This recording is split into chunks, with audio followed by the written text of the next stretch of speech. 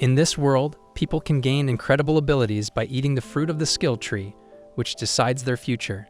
Some get lucky and become heroes like firebenders who control flames, or sword saints who master swords and become legends. Light dreams of becoming a great adventurer and hopes to get a powerful skill to help him fight monsters and protect others.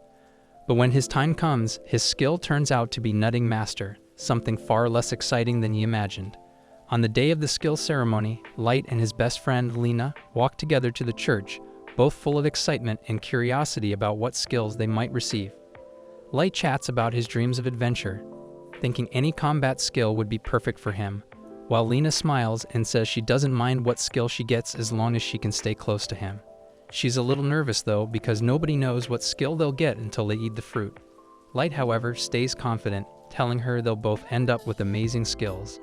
As they walk through the village, the bright morning sun makes everything feel magical, and people wave and wish them luck, making the moment even more special. When they finally arrive at the church, the Holy Sister greets them warmly and starts explaining how the skill fruits work.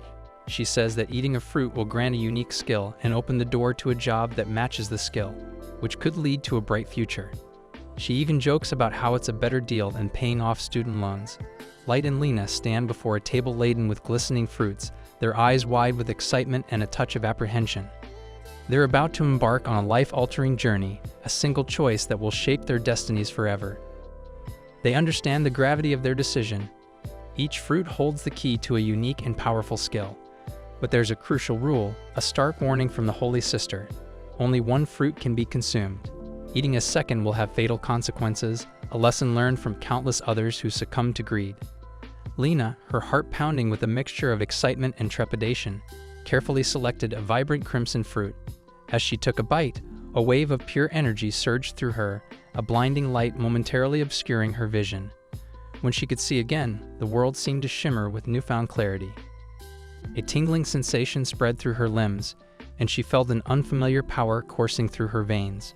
The Holy Sister, observing Lena's transformation with a knowing smile, realized this was the fruit of the legendary Sword Saint, a skill that would undoubtedly make Lena a formidable warrior. It is incredibly rare, so she never thought she would get to see someone acquire it in person. But now that Lena is officially a Sword Saint, she is destined to become one of the greatest adventurers in the country. Light is really happy for Lena, so he congratulates her on her amazing skill. But it's his turn next, so he steps up to the altar and picks a skill fruit for himself. He knows he probably won't get something as good as the Sword Saint's skill, but he's still hoping to acquire a decent combat skill so he can fight by Lena's side. However, as he takes a bite and the skill flows into his body, he's disappointed to hear that he's just a nutting master. The sister tries to be as supportive as she can, but yeah, the only fighting Light's going to be doing is against the pests out in the field. Light is devastated that his dreams of being an adventurer have been ruined, so he asks if he can try again.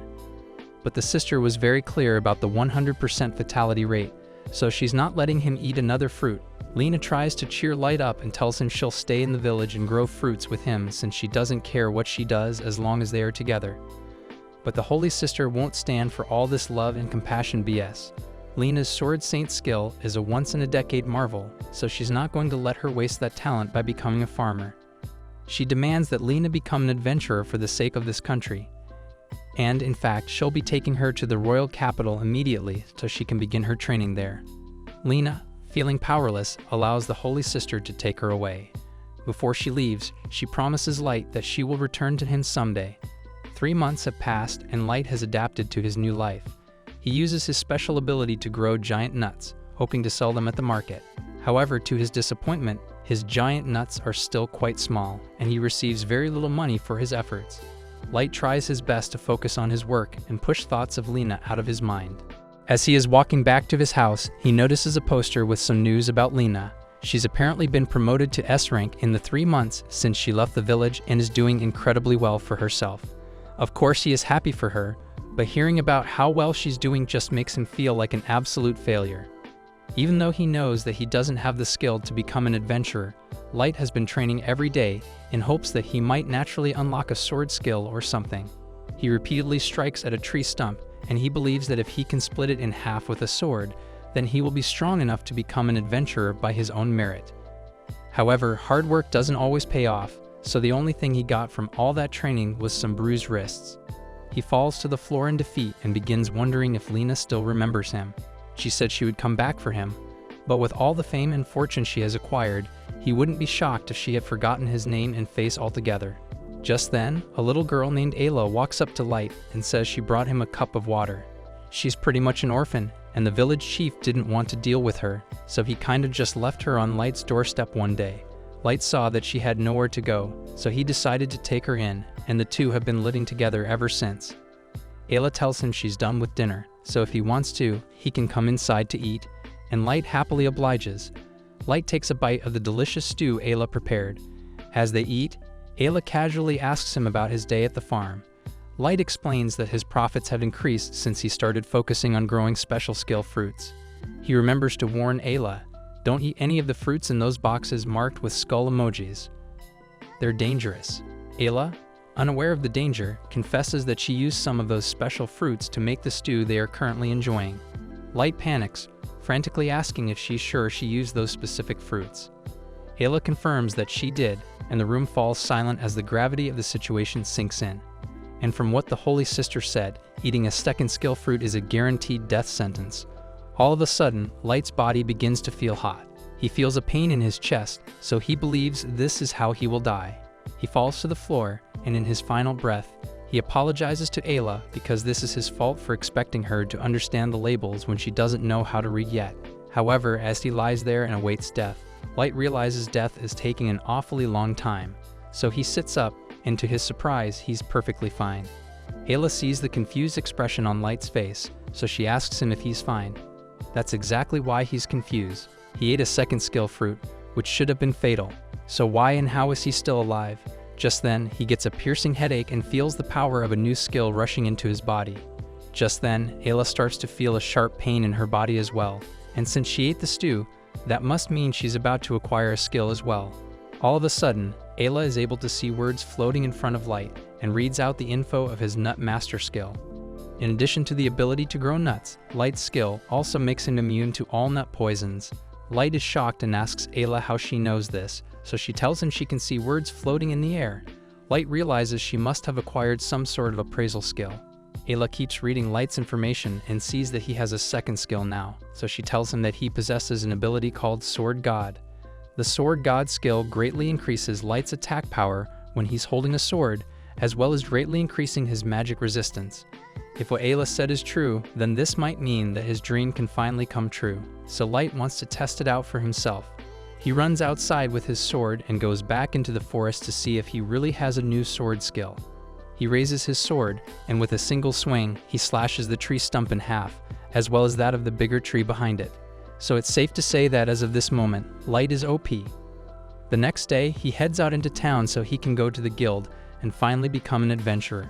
He is really excited since he has always dreamed of coming here, and the first thing he spots is the notice board full of bounty quests.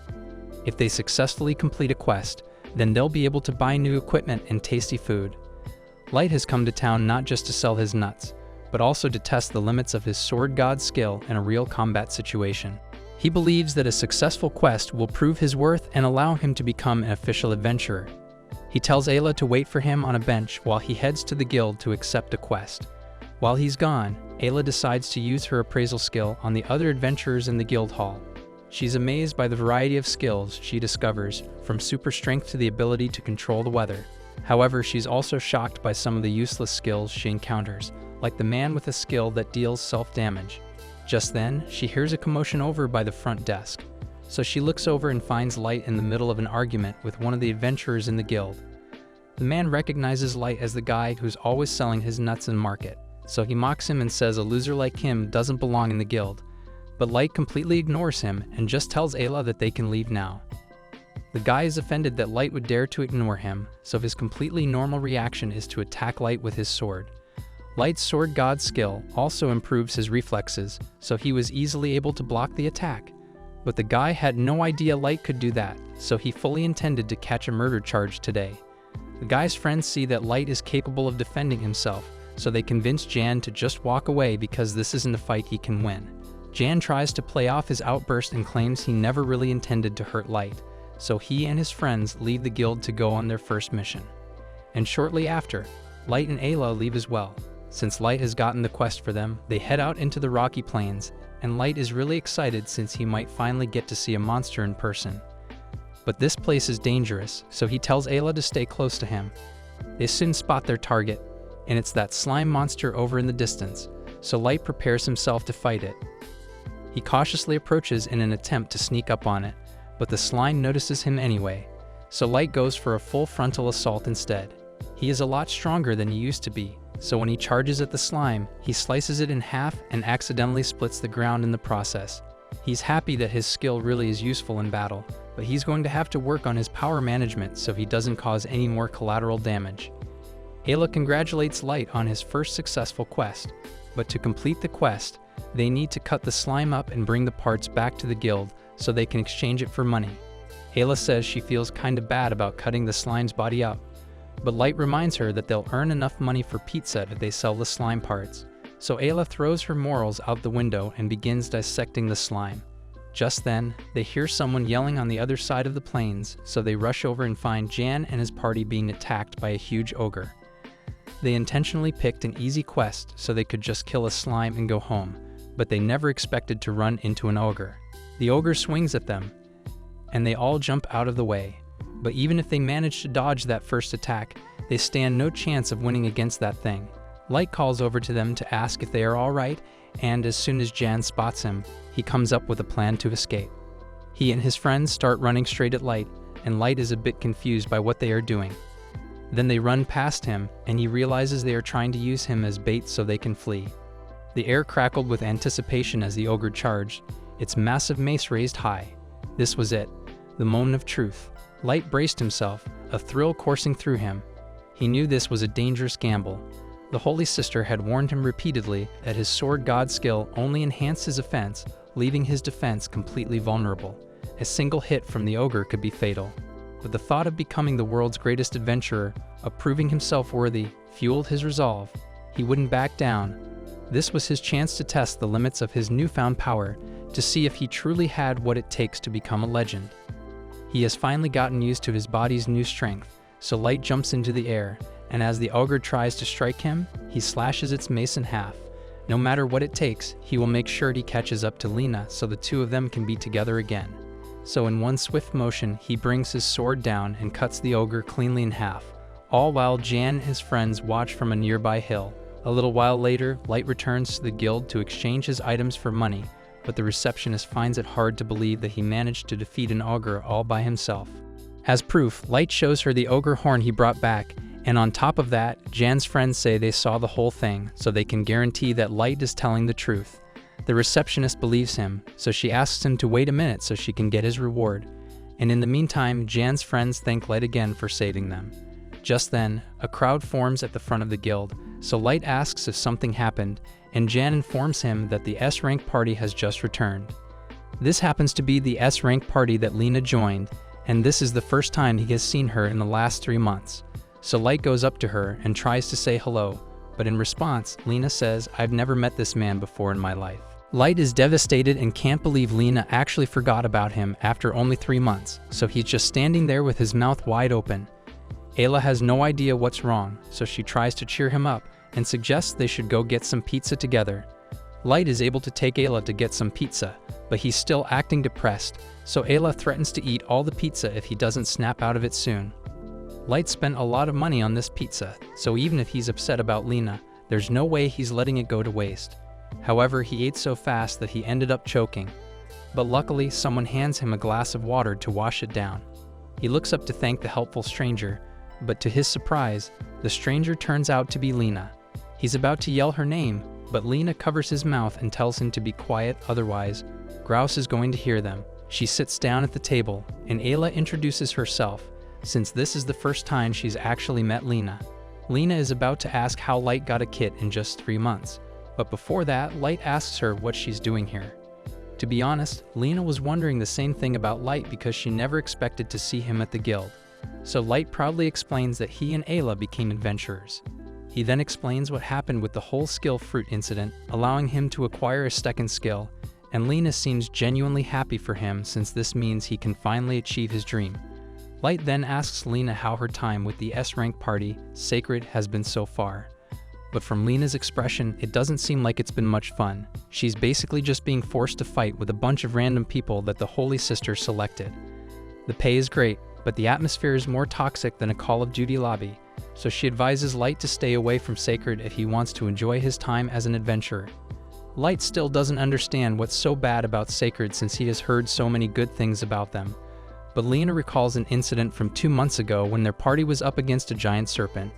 Serpents are weak to fire, so Grouse ordered the mage to blast the serpent. However, the mage went overboard and also set fire to a nearby farm. But when Lena tried to point it out so they could stop the fire, Grouse couldn't care less about destroying a random nobody's farm. Their job was to kill the serpent, and they killed the serpent, so there's no need to concern themselves with pointless things like collateral damage as long as the job gets done. She tried explaining the situation to the Holy Sister as well, but she cared about it even less than Grouse did. She doesn't care how much property is destroyed or how many peasants are killed as long as history remembers them as heroes. She doesn't tell Light about the twisted views of her party, but Light can tell that she's unhappy with it, so he invites her to join him and Ayla if she wants. However, as much as Lena would love that, there are circumstances that prevent her from quitting Sacred. She tells Light she's fine, but he can clearly see her crying, so he knows something must be wrong. However, Lena doesn't want to drag him into her mess, so she leaves the table a little while later. Light goes to the front desk to pick up his reward for killing the ogre, and he is given 10,000 gold pieces, which is more money than he has ever even seen. However, he isn't excited at all. Despite it, he is really worried about Lena, but he can't help her unless he knows what Sacred is forcing her to do, and she won't tell him directly.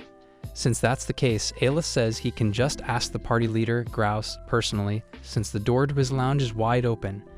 Inside the lounge, Grouse is currently sitting with 2 ladies and telling them stories about his legendary battles. For instance, he tells them about his most recent battle where he and his party were hunting an evil grizzly, and to take care of it, a torsa bear with a massive inferno before Grouse delivered the finishing blow. Just then, the receptionist comes in because she has something to talk to Grouse about regarding his recent mission. The people from the village where he found that evil grizzly have lodged a complaint against him, saying that the fire attack that Sacred used caused their reservoir to dry up completely, so now they have no water. Grouse immediately dismisses the complaint and makes up an excuse, saying that a little collateral damage is inevitable when dealing with such powerful monsters. But secretly, he actually enjoys causing problems for the weaklings because he thinks they are beneath him. Light overhears the whole conversation, and he is enraged by what he hears because he knows Lena would never disregard the problems of regular people like that. He demands that Grouse let Lena leave Sacred because she's clearly suffering.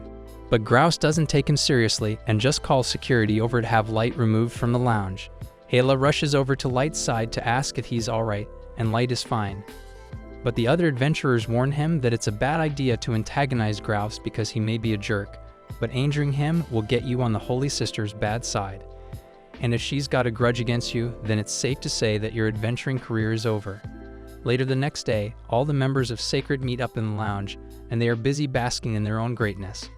But Lena thinks back to what Light told her about quitting Sacred. It was making her so upset, so she finally works up the courage and declares to everyone that she wants to live by her moral code as an adventurer, which is why she is leaving Sacred effective immediately.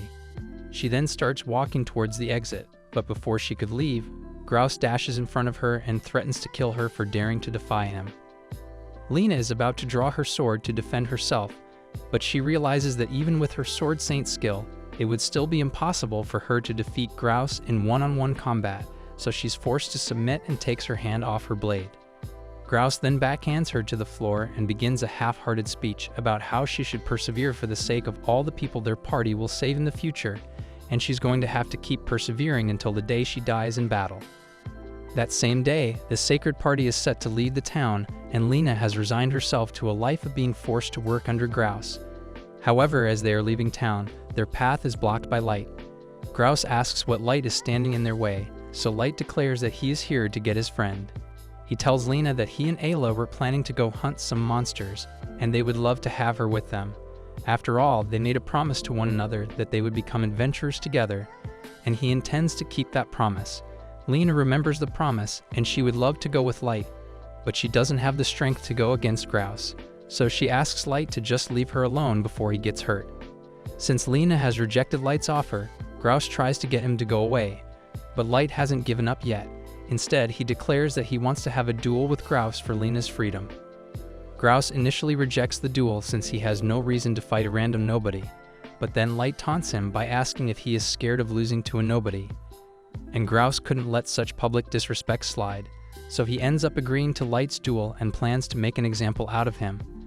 But he sets a stipulation that when Light loses, he will be banned from the Adventurers Guild forever, and he will never set foot in the city again. Light agrees to those terms, but Lena tries to convince him to back out since she doesn't think he can win against Grouse in a sword fight. Grouse draws his sword and prepares to attack, but before he does, Ayla scans him and warns Light that Grouse possesses the Godspeed skill. This ability allows him to close the distance with his opponent almost instantly, so he needs to be careful about that. Light readies his sword as well, but to keep things fair, he announces that his skills are Nutmaster and Sword God. However, Grouse doesn't believe him since there's no way anyone could possibly have two skills. Grouse then closes the distance instantly to attack, and Light could barely see the attack coming, but he does manage to block it. Grouse then repeatedly strikes at Light, and Light is forced into a defensive position because he can't keep up with all of Grouse's attacks. He eventually creates some distance, but that distance is short-lived because Grouse appears behind him and knees him in the side. No matter where Grouse is on the battlefield, as long as it is within range, Grouse can appear there in an instant, so there are no safe spaces for Light. Light admits that Grouse is insanely tough, but he refuses to give up, so he charges into attack. Unfortunately, Grouse dodges just before his attack hits, and while Light is off balance, he destroys his sword. With Light's sword destroyed, this battle is pretty much over anyway, but Grouse is feeling generous today, so he tells Lena that he will spare Light if she swears her undying loyalty to him for the rest of her life. However, Light tells Lena that she doesn't have to worry because he will find a way to win this match. Light may have been losing up till now, but Lena chooses to put her faith in him and trusts that he can win this battle no matter what. Grouse is getting sick of all this disrespect, so he plans to kill Light with his next attack. Light still doesn't have a sword though, so he looks around for a replacement and decides to borrow a broom from one of the spectators. Grouse thinks Light is mocking him, and he's kind of right since Light could have easily borrowed Lena's sword instead. Still, Light has full confidence that he can defeat Grouse with this broomstick. So he begins envisioning it as a sword and prepares for Grouse's attacks. So far he has been falling behind because he keeps looking at Grouse's movements, but his Sword God skill gives him incredible reflexes, so this time he's just going to go with the flow and attack when the time is right. Thanks to Light's changing strategy, his body is able to react the second Grouse gets within range, so he uses the broom to smack his face so hard that he gets sent flying into a brick wall. Grouse collapses to the ground, so Light is officially the winner of their duel. And just to make the point clear, Light turns to the other members of Sacred and tells them that if they come after Lena again, then they will have to deal with him. He then turns to Lena and tells her that she's finally free. So once again, he invites her to join his party, and Lena happily accepts. The week has passed since Light's duel with Grouse, and not much has changed since he's still growing his nuts. But now he has Lena by his side, so he's much happier. Lena makes lunch for everyone, and while they eat, she asks Light about the injuries he sustained while fighting Grouse. Light is feeling great now and can finally join Lena out on a mission, so this would normally be his dream come true. But there is still one problem. Every so often, Lena gets a visitor sent by the Holy Sister. And for the past week, he's been trying to get Lena to come to meet with her so they can discuss her decision to leave Sacred. But Lena says there's nothing to discuss because there's nothing that can make her change her mind. Unfortunately, since they've earned the scorn of the Holy Sister, they are now being targeted, and as such, when they go to the guild to pick out a quest, they're only offered the worst jobs available, like killing sewer rats. These jobs pay very little, so finances are going to be tough, but Lena doesn't seem upset since this allows her to actually help people, like helping rebuild destroyed homes, clearing out the sewers, or finding a missing cat. By the end of the day, they only made 100 coins, that's barely enough for 3 pizzas. But even if their pay is low, Lena is much happier now that she gets to really make people happy, and Light is having more fun than ever before. Meanwhile, over in the Holy Sisters Cathedral, she informs her assistant that she intends to give Lena's new party a real job soon, but this one is S rank, so it's one of the most difficult jobs out there, and she may or may not be hoping that Light is killed in the process. The next day, Light and the others travel out to the Montes Valley to complete their latest quest. He asks Lena if this is the right place, and according to the map she's holding, they should be arriving at the mansion soon. Suddenly, Light's horse nearly bucks him off. They've arrived at the mansion, and there's no way the horse can get down there. Earlier that day, they found the guild receptionist waiting. She is glad that Lena's party is here and asks that they accept the quest.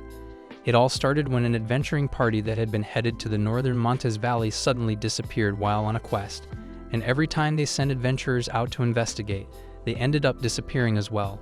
What's even more concerning is the fact that A and B rank adventurers have gone missing in that valley, so whatever is causing it must be incredibly strong. The receptionist hands the group a list of the adventurers who had gone missing, and to Lena's horror, she knows these guys. They were the people who taught her everything she knew about adventuring when she was first starting out, so she's really worried about their safety. The only clue they have is the fact that all the adventurers that went missing first stopped at the home of the former Count of Montes.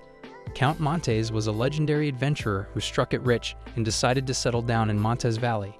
While nobody knows exactly what skills he had, his fortune spoke for itself. Sadly, the Count passed away over 30 years ago, leaving his grand mansion to crumble into ruins. Lena's not exactly thrilled about it. If even A and B rank adventurers vanish without a trace, what chance do they stand? But Light? Oh, he's pumped. Visiting Montes Valley has been on his bucket list for ages.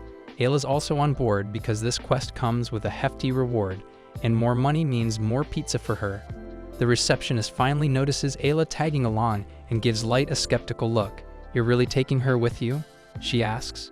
Light confidently explains that Ayla's a top-tier appraiser, so she's basically essential for the team. That doesn't stop the receptionist from raising an eyebrow. Kids Ayla's age aren't supposed to have skills yet. Light had mentioned that Ayla ate a skill fruit once. She didn't die, so all good, right? And just like that, they set off for Montes Valley. Now back to the present. The crew is carefully climbing down a steep mountainside. Light reminds Ayla to watch her step. It's a long way down. As they approach the mansion, Light can't help but gawk at its sheer size. How could anyone afford such a massive place just by adventuring? Lena isn't surprised though and points out that in just a few months of adventuring, she's already saved enough to buy a house. Light looks at her, impressed and maybe a little envious. Light always wanted a massive house someday to grow his nuts and train to his heart's content. Hearing this, Ayla's eyes lit up. She wanted to build a candy house and declared with pure excitement. But apparently, all that sugar-fueled enthusiasm knocked her common sense right out the window. She started jumping up and down on the ledge. It crumbled beneath her feet, and Ayla started free-falling like a rock. Thankfully, Lights caught her hand just in time. With the force of the grab threw off his balance, and over the edge he went too. Lena rushed to pull him back and got dragged down with them. And just like that, the whole squad was plummeting toward doom. As they tumbled, Light's brain worked overtime. He whipped out his sword mid-fall. With a swift slash through the air, he created enough wind pressure to slow them down. It was a pretty cool move, and it worked. They landed in one piece, but before they could celebrate their survival, reality hit them hard. The trio quickly realized they weren't alone. They were surrounded. Light wasn't phased and charged at the nearest creature, cutting it clean in half. While Light marveled at his effortless takedown, Lena and Ayla were already connecting the dots. These weren't ordinary monsters. Light took a moment to actually look at what or who he'd just defeated. His heart sank as realization dawned. The monsters surrounding them were adventurers. Ayla's appraisal skill kicks in, and her discovery sends chills through the group. The adventurers weren't just killed. They were bitten and turned into undead. Worse yet, these undead retain all the skills they had when they were alive. She tells them to be very careful as these guys are just as dangerous as they were in life. Light finds himself in a moral tug-of-war. The excitement he felt about battling monsters evaporates as he realizes these creatures were once adventurers like him. He doesn't notice one of the undead lunging at him until it's almost too late. Thankfully, Lena intervenes just in time, slicing the attacker clean in half. Lena gets it. Fighting former comrades isn't easy. But she reminds Light of their responsibility as adventurers. The comrades always come before any other creatures or undead. Light finally pushes his hesitation aside, and the group decides to fall back into the mansion hoping to find survivors. However, their hope is crushed. More undead are waiting inside. Lena charges ahead, cutting through the horde with precision.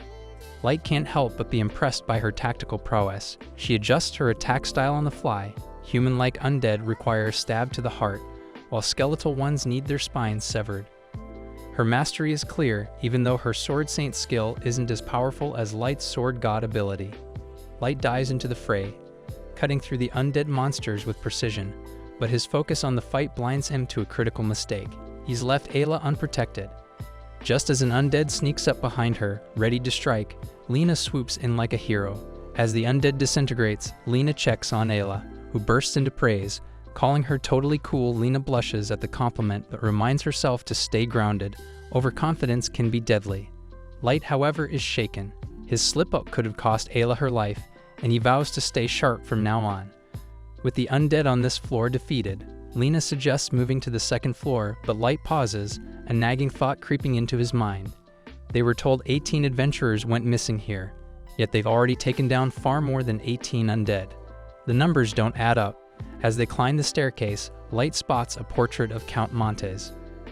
There's something eerie about it. Somewhere in the castle, a girl's voice echoes, a chilling sing-song tone as she muses about the fun ways she could kill him. Suddenly, an undead lunges at them from the shadows, a perfectly timed ambush. Light reacts instantly, slicing its head clean off before it can harm anyone. But it's clear this was no random attack. The undead on this floor are using strategy, setting traps and ambushes. Light asks Ayla to gather more intel.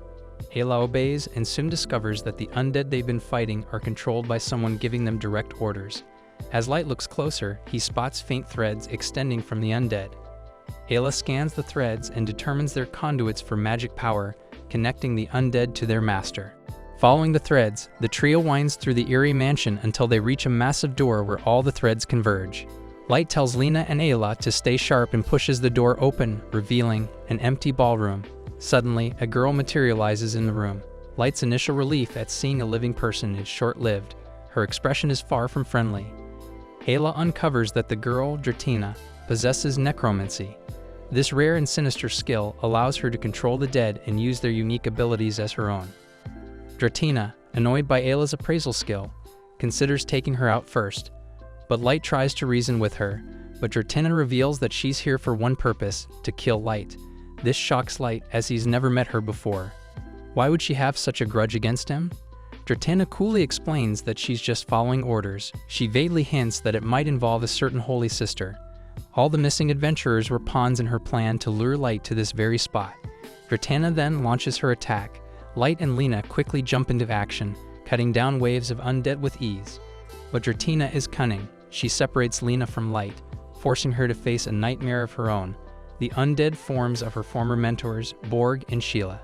The sight freezes Lena in place. She struggles to accept that her mentors died here and have been turned into monsters. Ayla shouts a warning just in time, snapping Lena out of her shock. These two are far more dangerous than the others, Ayla explains. Borg's claw-like enhancements give him unmatched speed and power, while Sheila's ability to create mirror images makes her nearly impossible to pin down. However, Dratina isn't blind to Ayla's helpful little interventions, and sends one of her undead minions straight for Ayla. Luckily, Light leaps in, scoops up Ayla like a hero in a storybook, and blocks the attack. Still, Dratina keeps targeting Ayla whenever Light looks the other way. Light is barely holding it together, scrambling to block every threat. Meanwhile, Lena has her own emotional crisis. It's heartbreaking, but Lena knows there's no choice. Gathering all her courage, Lena cuts the threads controlling her mentors. Their spirits appeared to her saying that it's okay and that she's doing what's necessary. With tears streaming down her face, Lena delivers the final blow, freeing them from their torment. While Lena finds closure, Light starts piecing together something weird. There are way too many undead attacking them. He asks Ayla to check if Dratina can actually create undead. Turns out she can't. She can only control the ones that already exist. Aha, there's a secret here, and Light is determined to uncover it. Dratina, realizing they're onto her, shifts gears and targets Ayla directly. But Light isn't about to let her hurt his teammate. He takes down every undead sent her way and then hoists Ayla onto his back. This way he can fight at full strength without worrying about her safety. A girl has entered the room and boldly announces that she is the one wing of Black Swan, the elite force of darkness. She then tells them that her name is Dratina. At this, Underwood pulls out his sword and gets ready to fight her. On the other hand, Floria is conflicted. She doesn't want to harm her loved ones, but right now they are not in their senses and they can harm innocent people. That's why Floria decides to fight with them and send them off from this world with her own hand. Floria feels heartbroken, but she doesn't have any other option. That's why she pulls out her sword and starts fighting them. Whereas Underwood is having difficulty fighting with Dratina. To make matters worse, the zombies are also charging towards him.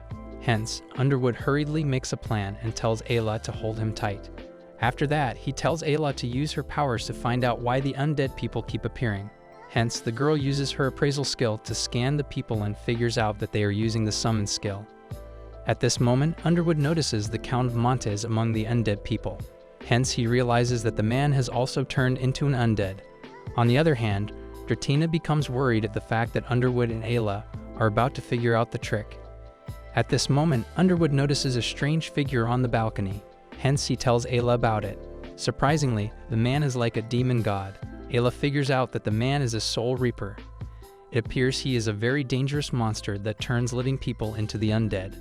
So if anyone touches his scythe or sludge, they'll turn into an undead. Ayla and the boy become tense after learning this information. To make matters worse, the soul reaper throws his scythe towards them. Fortunately, Underwood jumps down at the last second and saves both of their lives. Ayla realizes that Dratina is controlling the soul reaper and the undead it created. At this, Dratina informs them that it was actually the Count who summoned the soul reaper. Sadly, the man himself turned into an undead by the very monster he summoned. Unfortunately, all the average adventurers became victims of this soul reaper when they entered this place.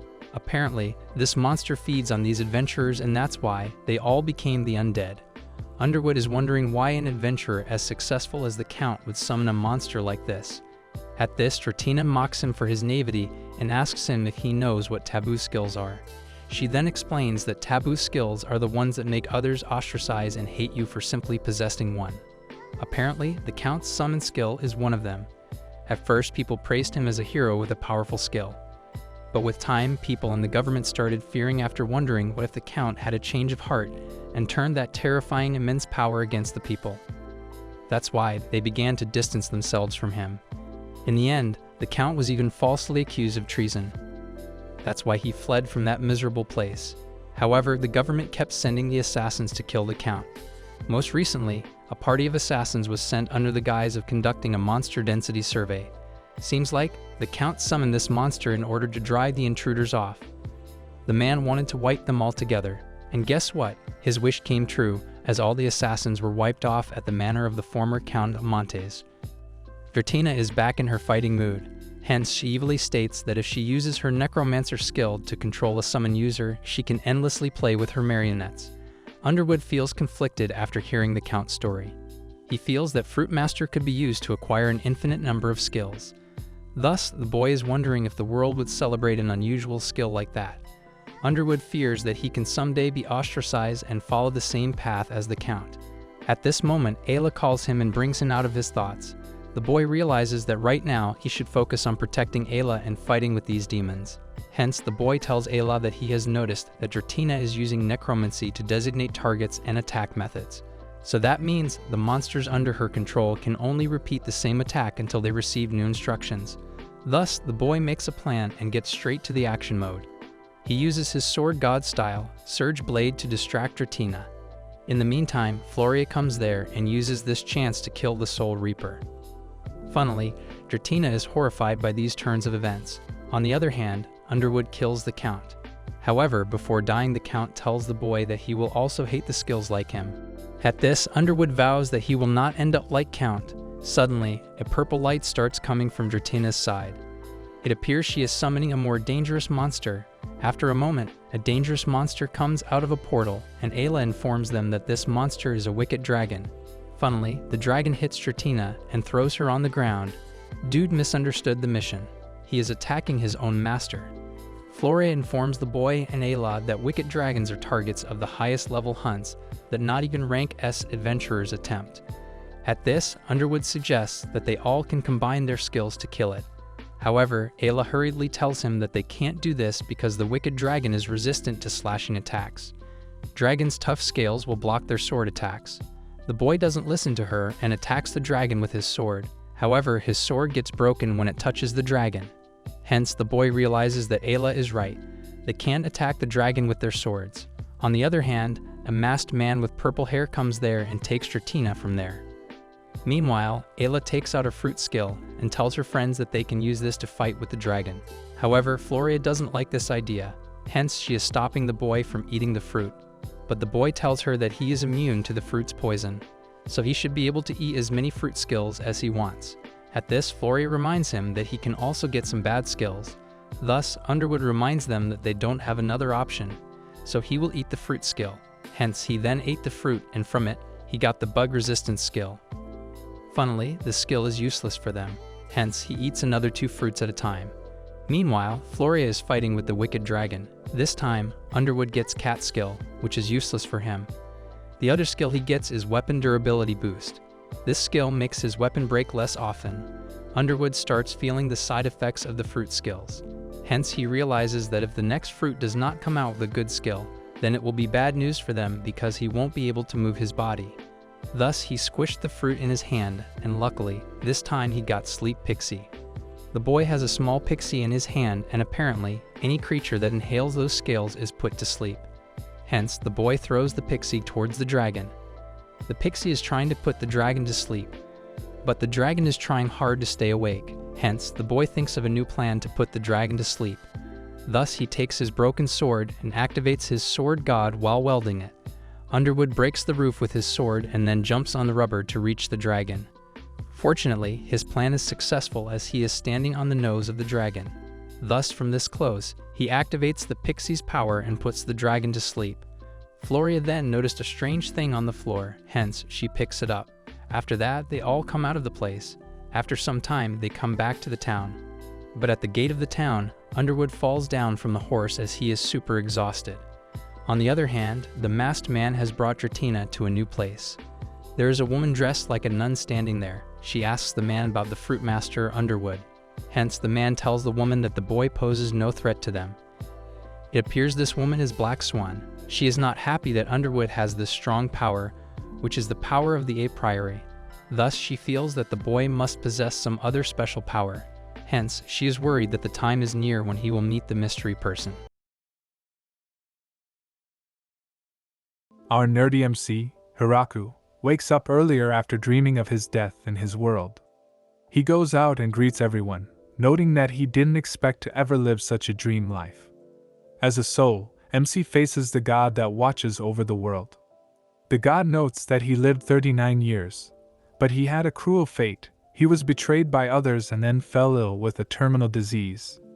The god decides to give him a second chance with a body that won't fall ill. The god finds it's his mistake for his awful life and wants to apologize and asks him if he has any wish he can also grant him. Thinking for a bit, Hiraku states he wants to try farming. He watched a show about it while he was sick and he wishes to try it.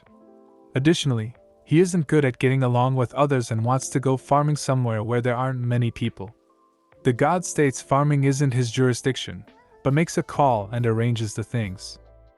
He gets permission from the agriculture god to bestow upon Hiraku the power of the almighty farming tool. Hiraku wakes up in a forest and is happy to be healthy and be able to move again. He decides to start his farming life there and wonders how to use the almighty farming tool. The tool magically appears in his hand and Hiraku starts digging, noting that he isn't getting tired at all.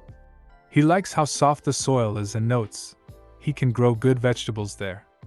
Hiraku then realizes he first needs to worry about food and water and goes looking around. He sees a big tree and decides to make it a landmark and use it as a camp. He goes around looking for a river, but is unable to find any source of water. Hiraku then decides to dig and find underground water. He summons his tool, which turns into a shovel, and soon after he started digging, he ends up finding water. While preparing the ground around the tree, Hiraku looks for food, but is unable to find anything. Hiraku then looks at a smaller tree which eventually will get in his way, and decides to chop it down now. He summons his tool as an axe and almost gets crushed by the tree as he ends up cutting it with a single swing. He turns his tool into a hatchet and then cuts the tree into pieces. Before he realizes it, it is getting dark, and he turns his tool into a magnifying glass, but the sun sets. Having no way to start a fire, he carves a hole into the large tree and hides inside. Hiraka cuts some plates and cups. He realizes the moon provides enough light for him to see, but then sees that there are 2 moons and guesses he must be in another world. In the morning, Hiraka continues to clear the ground around the large tree and cuts some more trees. He feels it's time to get something to eat, and at that moment a large monster rabbit attacks him. But Hiraka manages to kill it in a single swing with his tool. After eating it, he decides to make a toilet and digs a large hole with an entrance, a gas release hole, and a tree trunk as a seat. As he couldn't relax, he ends up creating a small cabin around the toilet seat. MC then proceeds cultivating the land and imagines what he could cultivate. As he is done, he realizes he doesn't have any seeds to plant anything. The next morning, he is surprised to see that some plants are already starting to grow, and wonders if it's due to the tool. He decides to build a wall and a ditch around the fields to protect them from the rabbits and other beasts. It takes him a few days to complete it, but he manages to kill another rabbit. The plants grow faster, and MC is hoping that they are something he can eat, and don't turn up being decorative flowers. Hiraka then builds a hut, but as he has a hard time lifting the wood up, he digs inside of it, to give himself more vertical space. One day, he sees 2 dogs outside. As they look a bit rough and not aggressive, he invites them in and gives them some meat from a boar he just killed and wondered what to do with all that meat. He notices that one of them is pregnant, and after they ate, she started having birth pain. Hiraka realizes she is giving birth and wonders what to do. He ends up letting them stay in his house, while he goes back into the hole for the night. In the morning, he checks on the dogs and sees that the female gave birth to 4 dogs. He gives them some more meat to celebrate it. Hiraka believed the dogs would leave after that, but they decided to hang around.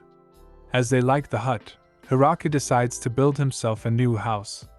Hiraka ends up growing some tomatoes and enjoys them. The dogs do some hunting and protect the premises for Hiraka. He decides to name them Kuro and Yuki, male and female. The small ones he names Kuroichi, Kuroni, Kurosan and Kiroyan. MC wants to build a storehouse, more vegetables and many other things. Elsewhere, a girl wants to cross the mountain, but a man tells her it's dangerous and as she heard of the forest of death. The other side of the mountain is known like that, and it's because it's full of monsters. God decides to check on Hiraka on how he is doing as he is sorry for giving him a life fit for a sinner. As he checks on him, he realizes he put him in a dangerous forest known as Forest of Death, as realizes he made a mistake yet again. Hiraka had realized that while preparing the ground for farming, if he wishes to plant certain plant, that plant magically starts growing. Hiraka is happy with his life and knows it's thanks to the gods that bestowed it to him. He makes some statues of the 2 gods so that he can thank them. Hiraka decides to try planting some fruits. While they grow, he plays with the dogs, realizing that without them he would feel much more lonely. As the dogs also help him find his way back to his camp, Hiraka is able to travel further into the forest and eventually finds a river. He decides to make a tunnel and get water to his place, but since it's a 30-minute walk distance, he will be digging for a while and decides to first make a toilet near the river. Hiraka figures that if he turns his tool into a wheelbarrow, he can run around with it and not get tired because of the tool. Hiraka also expanded his crop fields, adding more veggies. He grows soybeans and wants to eat them, but doesn't have salt. Time passes and the weather starts to get cold. Seeing snow in the mountains, Hiraka wonders how cold it gets here. He decides to start preparing for the winter and gathers some food and wood. A giant spider shows up, however it's friendly and makes a handkerchief for Hiraka. The spider then decides to live in the large tree and loves eating potatoes. In exchange, the spider makes him clothes using the animal pelts Hiraka gives him. Gaining cloth, Hiraka feels more civilized as he now has a good bed, curtains and clothes. Hiraka decides to name the spider Zabuton. The winter starts. Zabuton no longer comes down the tree and Hiraka guesses he is hibernating. Hiraka feels a bit lonely, but finally the summer comes.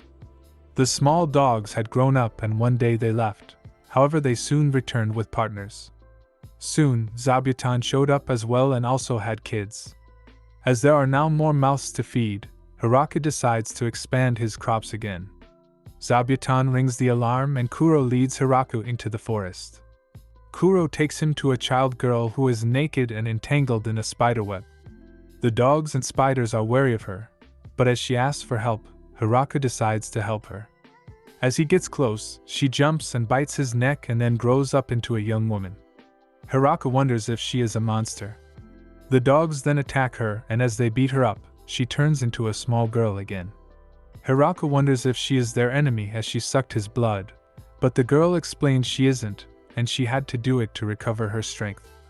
As she used too much energy, she can't maintain her adult form and clothes. Hiraku wonders why the dogs attacked them, and she explains she wanted to take one of them. Feeling bad for her, Hiraku lets her suck more of his blood so that she can recover. Hiraku takes her to his place. The girls are surprised to see a crop field in the forest, but also so many new crops. Hiraku gives her a tomato, and she ends up enjoying it and wants to try some other crops as well. The girl reveals her name is Rururushi, a vampire, and is excited to be able to try so many new veggies. Ru explains she is researching medical plans and ran away as she got in a fight with some nobles, who tried to steal her research. Since they kept chasing her and she heard of this forest, she decided to hide in it for a while until things calmed down, but also hoped to find some new plants to inspect. She is surprised that Hiraku is living in this dangerous forest and even tamed the beasts. He is also using some strange magic which allows him to create some tools, all of which excites her even more. Hiraku realizes how rare his chance is as this is the first person he came in contact with. As it may take even more to meet someone else, Hiraku decides to ask Ru to stay and live with him. Ru tries to explain that there are people after her, and she is a vampire, but Hiraku doesn't care. Hiraku explains he came here to live alone as he can't deal with people, but now realized he doesn't want to live alone and isn't sure how much more he can handle. Ru agrees, explaining that she doesn't really have a place to go, although she feels embarrassed by his proposal. The next morning, Ru turns a little younger. Hiraku wonders why and she explains that in this form, he will restrain himself from touching her and Hiraku agrees. Hiraku explains he wants to grow some sweet potatoes next. He also tells that Ru is the first villager. Kuro disagrees and Hiraku then corrects himself, stating she is more like the 30th villager. Ru wonders if Hiraku can grow some medical herbs. MC agrees to try. Ru states they need to find somehow the right seeds, but Hiraku states he doesn't need seeds. The story continues onward with a brand new day. Hiraku enjoys the morning breeze and looks forward to another day of farming. While he's the ideal of a morning bird, Ru wakes up as well, still acting drowsy and tired, the perfect ideal of a night owl. This also makes sense as Ru is a vampire, so they are not fond of the mornings. Despite that, Hiraku still enjoys having Ru living with him as she has helped him tremendously in various ways, like setting up lights with her magic, helping Hiraku mine the right places for salt, and embarrassing him in the process because he passed by the salt while digging many times. For today's agenda, the two will check on how the fruit trees are growing. Ru looks forward to that, but needs to freshen up first, then she'll meet him there. The two see the trees and observe that the trees are growing as expected. Ru asks Hiraku if he transplanted the trees to the soil here, and he did because the fruit trees need more time to grow than the vegetables. Hiraku shares that the fruit trees he planted are orange and peach, and he hopes to plant chestnut trees sometime in the future. Ru shows her support for Hiraku by looking forward to seeing how the fruit trees turn out when it's time to harvest. The two spend their time peacefully outside by drinking Ru's herb teas. Hiraku enjoys the herb teas Ru makes, but does prefer green tea instead. Hiraku remembers a fun fact that oolong and black tea are all made from processing the same leaves. But the drinking time has cut short, as there is an announcement made long away, prompting Hiraku and Ru to come to see what's the matter. After running to the sounds of the alarm, the two see an angel bound and defenseless against a pack of wolves. The angel desperately apologizes to the pack of wolves for attacking them first, pissing them off in the process. Hiraku looks at this situation as déjà vu, as the angel screams for them two to help her, and they have no choice but to help. After freeing the angel from her restraints, she uses her magic to clean herself up and give her a cleaner appearance apart from her ragged clothes. She then quickly notices Rue and identifies her correctly as she explains that she was trying to find Rue and take her back with her. As the angel screams her voice, she was then attacked again by a pack of wolves. After saving the angel for a second time, the three have a talk at Hikaru and Rue's residence, so they can break the ice as strangers. The angel ridicules Rue for choosing the forest to hide in out of all places, as the angel did not enjoy her experience as she immediately got ambushed by wolves. Rue sympathizes as that is the same experience she went through her first time entering the forest. In fact, Rue learned the hard way that the wolves are resistant to magic, that is even if you manage to hit them, which is unlikely. This seems to be the one thing they can get along at, how they almost got ended by the wolves as magic users. The angel asks Rue who is the man with her, and she introduces her to Hikaru, her husband. The angel is surprised after seeing Rue's blushed expression after saying that Hikaru is her husband, and looks at Hiraku to confirm what she says was true. Hiraku does say that Rue is right, and the angel was honestly not expecting that. Neither did Hiraku, as this was the first time Rue has called Hiraku her husband. The angel forgets to introduce herself and tells Hiraku that her name is Tia, an angel obviously. Hiraku asks if that means Tia serves God, and she proudly accepts that as a symbol of pride. But Rue calls Tia out, and says that Tia's race is simply a warrior that is more muscle-brained than one who is clever or intelligent. Tia defends herself as there was a brief period when angels were considered an object of worship. Hiraku asks a question, why is Tia chasing down Rue? Tia answers that there is a bounty on Rue because of all the damage she caused in town when she went on a rampage. Rue admits her crimes are true but tries to shift the blame onto a snob noble because they wanted to keep forcing Rue to make medicine and drugs for them. Their list of demands kept on piling up so much, Rue felt like she needed to teach them a lesson. But Tia reveals a personal flaw within Rue, her short temper. She always spends her time researching strange medicines and concoctions, so if something minor bothers her, she becomes a megaman and starts explosions. Rue argues back that it was only an accident, and Tia is being overdramatic. But Tia restates her original claim that she shouldn't have blemished the noble name by causing havoc upon the town because of her own personal problems. The drama becomes lighter as Rue starts becoming more humble and admits her faults, and how she's in this situation because she was trying to run away from Tia, who is stronger than her. She also admits that the first sign she saw the limit of her strength was when fighting the wolves. Rue comes up with an idea and asks Tia if she wants to live here with them in the forest. Rue gives Tia a tour around the crop fields and the orchard, and introduced her to Zabuton, the spide. Tia may not like spiders as she immediately faints after meeting Zabuton. Tia asks if she'll have to do farm work, and she complains why an angel like her should dirty her hands doing commoner work like farming. Hiraku helps Tia harvest the crops and helps her learn that farming may be fun. After a long day of hard work, Tia rewards herself by trying a strawberry and finds it very sweet and delicious. After getting to experience a typical day of farming, Rue asks Tia again if she wants to stay with them, pressuring her that she can handle the work on her own. Tia agrees, and the trio spends quality time farming, trying out the foods they harvested, and Tia shows off her magic by summoning a golem to carry the hard lumber while Rue uses her telekinesis magic to carry them. Rue commends Tia for being able to quickly adapt to farming life. Tia asks if Hiraku is considering expanding their crops, but he mentions that they're operating at full capacity, so there would be no time to harvest them unless they have more people to help with the harvest. Even if they can harvest all of that as a team of 3, there's another problem with how they'll be able to eat all those foods on their own without wasting them. Hiraku then sees the new puppies and how their horns are growing. It turns out that Kuro and Yuki's puppies also had puppies, so overpopulation may be a problem. To fix this, Hiraku expanded his land to build a dog area. His worry is that there are so many puppies, he may not be able to give out and remember all the puppies' names. But for Zabuton's children, her children spun web parachutes to fly with the wind and explore their new lives on their own. In addition, Tia also says that she will leave for a few days, but does promise to return. She did keep her promise, as when she returned, she came with 7 high elves. As the elves make their introductions, Hiraku observes that they are all related, and the elves wish to live with him, Rue, and Tia in the forest. Tia shares their sad backstory of how they used to have a home, but many of them were sent out to their deaths in the War of Humans. Now that their race is scattered, they could not find a proper home to call their own. Tia supports this idea, as she said that they could help him with farming. Hiraku allows this as long as they are all able to get along. But first off, Rue introduces the elves to Zabuton, and they faint right after.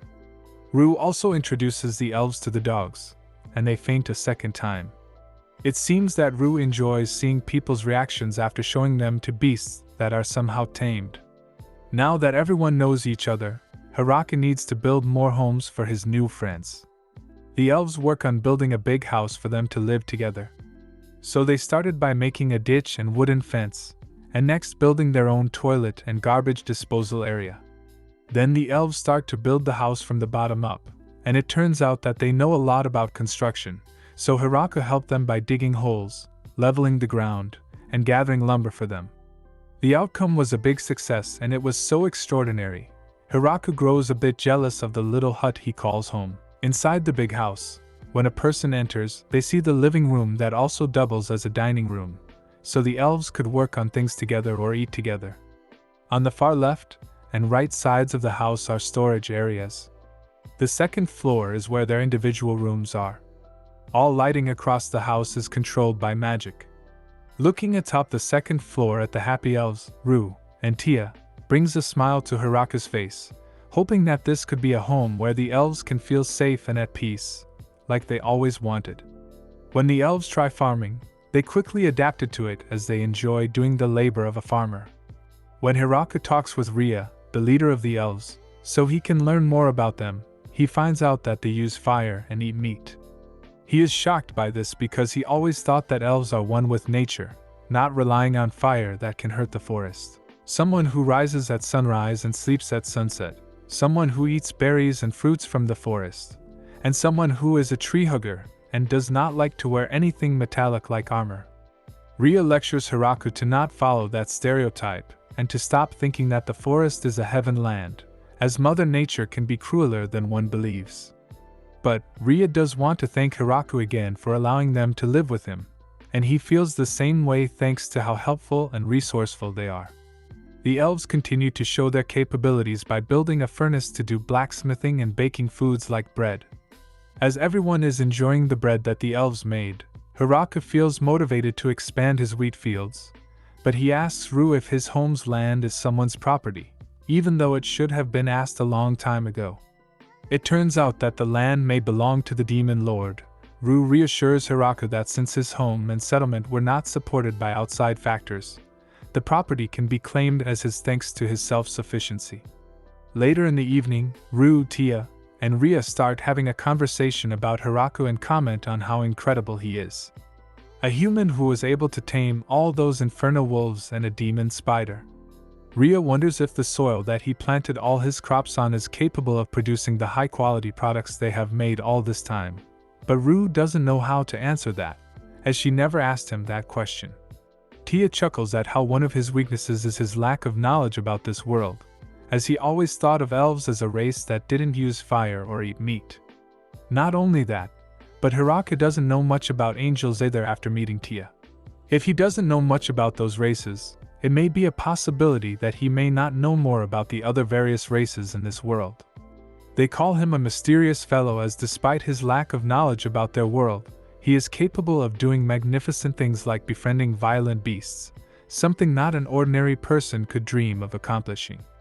As the girls continue talking throughout the night, Hiraku spends his time crafting more wooden dining utensils. As he finished on his cup, he then has a thought about how he hasn't progressed on building a waterway yet. Sometime in the road, he will have to build that waterway, especially if the population in his land will increase. Now that he has more help from the elves, maybe building that waterway can now be a possibility. But for now, he goes to sleep as he knows he'll need the energy for what tomorrow brings for him. Morning rises, and Hiraku takes advantage and heads to plow the fields. As he summons a gardening tool, he is greeted by his demon spider, Zabuton. Hiraku asks Zabuton what's the matter, and he points to what he caught, a giant bee. Hiraku asks if Zabuton will eat its prey, but Zabuton has other ideas. Instead, Zabuton wishes to keep it as a pet. Although it may not be wise to have a bee that is the size of a human as a pet, as humans already freak out when a bee passes by them that is the size of a coin. But Zabuton reassures Hiraku that the bee will no longer pose a threat as it has promised to behave and not fight back. Now that Zabuton added a new member to the family, Hiraku can now start to do his daily work as a farmer. Hiraku started out by building a little house for the bees' nest near the orchard. The bees make themselves at home as they were able to build a big nest inside in about 10 days. That is thanks to the workaholic worker bees building their new home that quickly. But something seems odd to Hiraku. The worker bees are average sized, but only the queen bee is the most gigantic one out of all of them. But no matter. Hiraku has an idea. If he could leave the bees in the little house, he could possibly harvest the honey that they will produce, but they would need to pollinate first. The crops in the fields do have flowering plants, but Hiraku would need to plant a flower garden nearby the bees for easier access. As of now, Hiraku is a farmer, a landowner, and a beekeeper. Tia comes to see what Hiraku's up to, only to fly away in fear of the bees. Hiraku doesn't seem to mind them. In fact, he seems unfazed as the bees are literally on his body without a beekeeper's suit. Maybe he's built differently.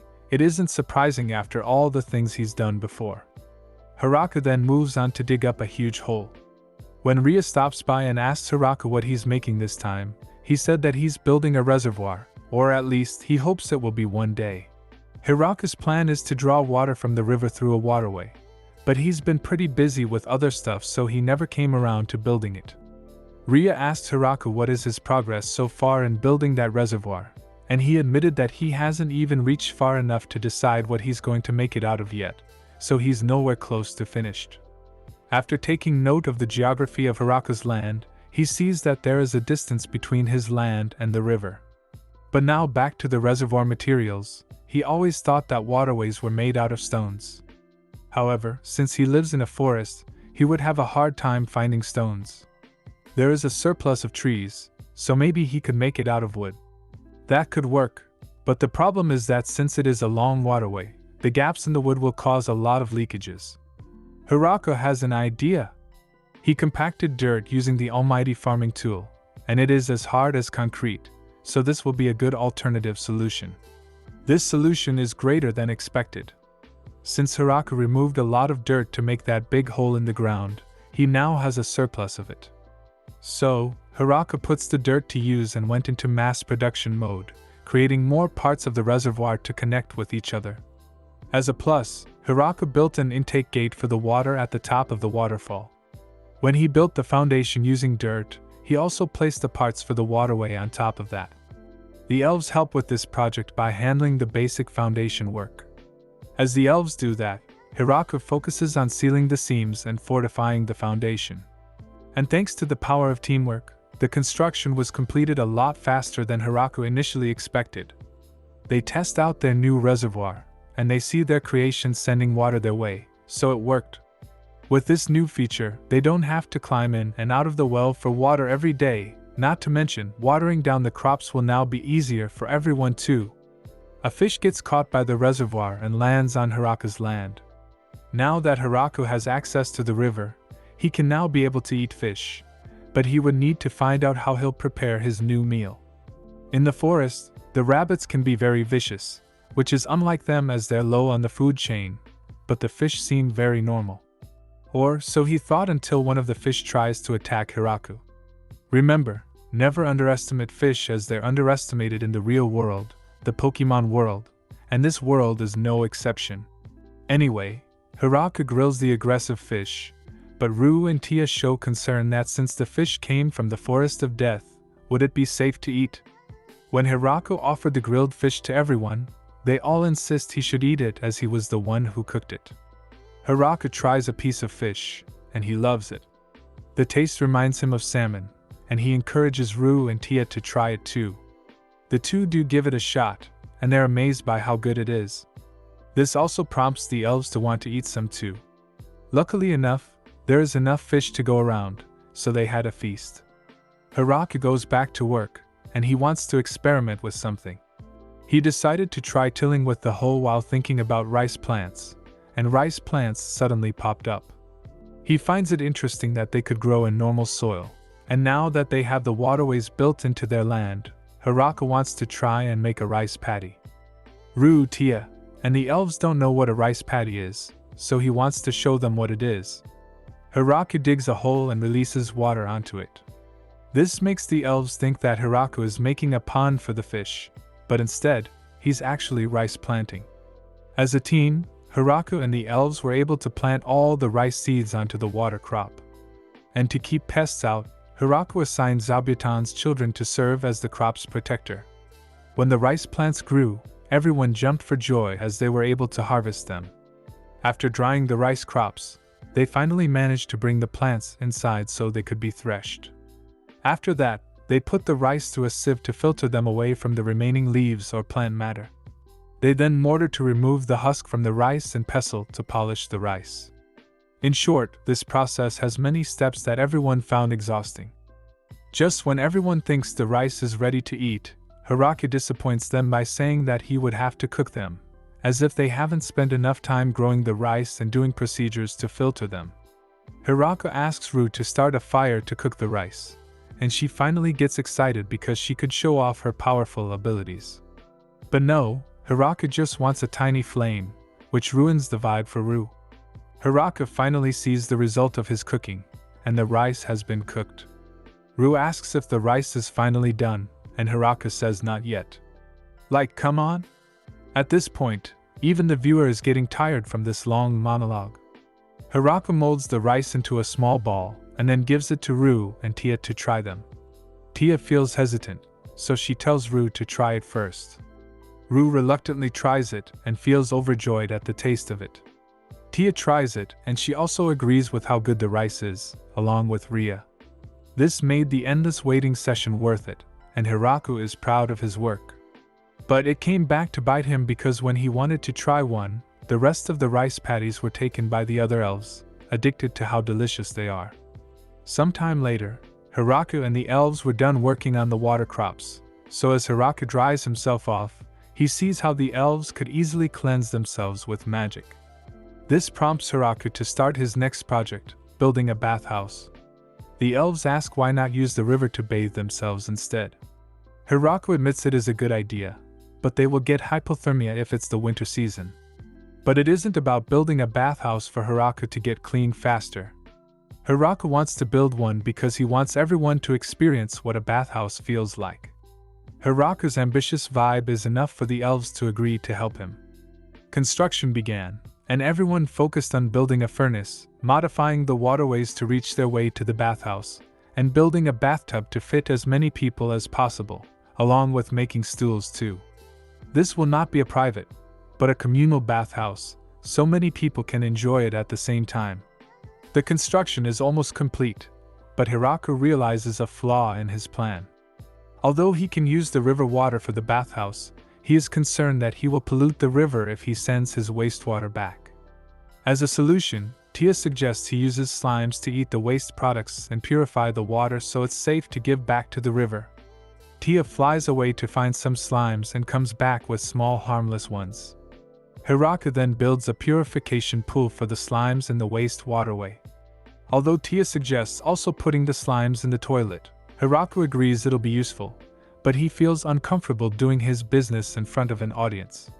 The furnace needs some firewood, so Hiraku goes to gather some, only to see that mushrooms have been growing on top of them.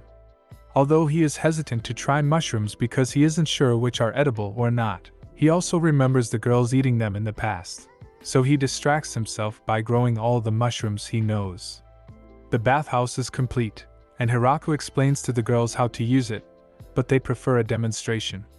They see Hiraku use the bathhouse, and seeing his relaxed expression was enough for them to try it out too.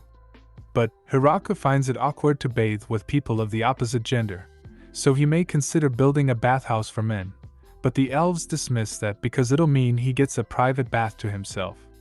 The next day arrives, and another 5 elves come to the village seeking refuge. Hiraku invites the 5 elves to his growing community, and due to the elves' stability inside their new home, they make a goal to revive their race, including making children. How they plan to do that is up to the imagination. Now the focus has shifted from Hiraku's point of view to Kuro's instead. Before Kuro found Hiraku, he didn't have a name of his own. From his birth, Kuro spent his life inside the forest of death alone. He always found himself in fights and gained a reputation for having a flawless winning streak among male wolves. He lived the bachelor's life and enjoyed life as he pleased until he met a female wolf who he fought and then lost. After his loss, he joined the female wolf's travels and eventually grew intimate enough to start a family. To live a life leading a pack of his offspring was something Kuro didn't mind, but they one day were attacked by a grappler bear, the king of the forest. For an unknown reason, the bear spared their lives. It was a lucky break, but the wolves were too injured to continue hunting for food, thus they were eventually driven out by their former prey. When all hope seems lost, he finds a human male who took them in, and that is Hiraku. Kuro was hesitant at first because he thought Hiraku was weak, but Hiraku had a great aura of power within him, convincing Kuro to join him. Hiraku would feed and raise the wolves as if they were his family, and they are. This kindness gained Kuro's trust and loyalty toward his new master. Kuro was grateful to be let into a kind home where his children could grow up, and as Kuro's family grows, Hiraku's family starts to grow too as Ru, Tia, Ria, and the elves found their way into his family circle. Although Kuro respects Hiraku, he pities how Hiraku doesn't understand that he has been raising inferno wolves, a terrifying monster species, in his backyard. But that doesn't matter because Hiraku has proven himself to be a strong individual and a great leader. The story starts with the completion of their new house. Hiraku, Ru, Lia, and Hakuren are outside taking in the great structure they've worked so hard on. Hiraku had to dig an entire cellar out and use massive trees as supports. But with his almighty farming tool, everything was done in record-breaking time. While working, he had an inkling of what it'd be like, but still. Even now, he can't help but be impressed with what they've managed to build. Hakuren and Ru had all contributed during the design, making it the best they could. As Leah says, it just wouldn't feel right if he didn't have the nicest house here. They go to tour the interior. The main hall is incredibly spacious and has several large tables set out for eating or just hanging out. Magical lights are set at regular spaces over the ceiling, and sets of stairs on either side lead up to the upper floors.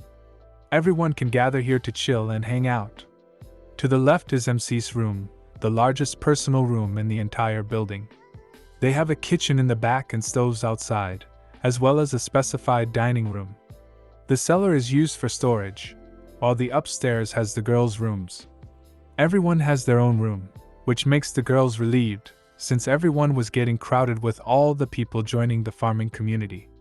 They had so many people on the farm that Stalin would have been proud. MC heads to a nearby room and notices it has a lock from the outside only. Strange. When he opens it, he sees a single large bed inside. Oh. I'll just pretend I didn't see that. Their tour finished, and the group heads down, where MC looks outside and sees the great tree. He's happy with the way things turned out. After they spend the winter there, Leah offers to do renovations if anyone has any suggestions. MC goes and brings over a god statue as well as statues of his dogs. They would be placed at the entrance to the new house. A while later, MC is preparing dinner and seeing if he can do something new. Hakuren and Ru appear, asking him what he's making, and he tells them he's planning to make curry. The girls haven't heard of it, so he explains it to them. It's easy to make but takes a long time to master. Usually, he says, he just add Ru to the pot and cook it that way. This makes Ru very anxious, since she thinks he's talking about her. She calls him a savage. When the girls go outside to check out the fields, they notice a lot of new plants. MC has used his tool to grow plants not normally in season. They go and harvest spices they'll need for the curry. First is cumin, which the girls find quite cute. It's dried out now, but that's because once the flower has dried up, What's left behind is what gives it such a signature aroma. Rue takes a whiff. What a peculiar smell, she says. The next ingredient is turmeric, which is the main ingredient for giving curry its color. The plant itself is huge, but the harvested parts are the segments underground, which need to be dried out. The girls try to dry it out by doing funny chants around them, which not so surprisingly doesn't work. Magic, however, gets the job done. The next ingredient is coriander, which resembles small brown onions on a thin branchy stem. The seeds are ground up into powder, which has a nice and fresh fruit-like aroma.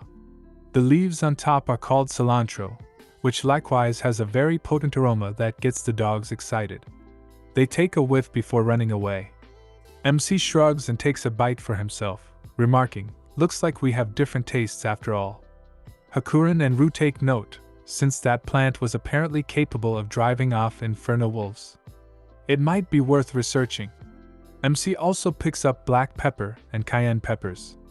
These would be all the spices they needed. But as he's standing there, he remembers a saying. Girls think guys who make their own curry from scratch are a pain. He wonders if it's true. After gathering all the ingredients, he prepares to make dinner. Leah shows up to help him, with the others too busy making a certain magical amulet. The process of making curry has many steps. First, they heat up the rapeseed oil they've extracted. Then they add rabbit meat. While it's cooking, they grind up all the spices except for the cumin into a powder. Once they get some color on the meat, they take it off to prevent it from overcooking. Leah asks if it's enough powder for all the meat, and he tells her it should be. After this, they cook the cumin and the leftovers from the meat, to bring out its aroma and flavor. He states it's important to make sure not to burn it. As the smoke rises up, Leah exclaims she's never smelled anything like this before. The next step is to saute the onions, ginger and garlic, again being careful not to burn them. After a little bit, they add the diced tomatoes and keep on sauteing it.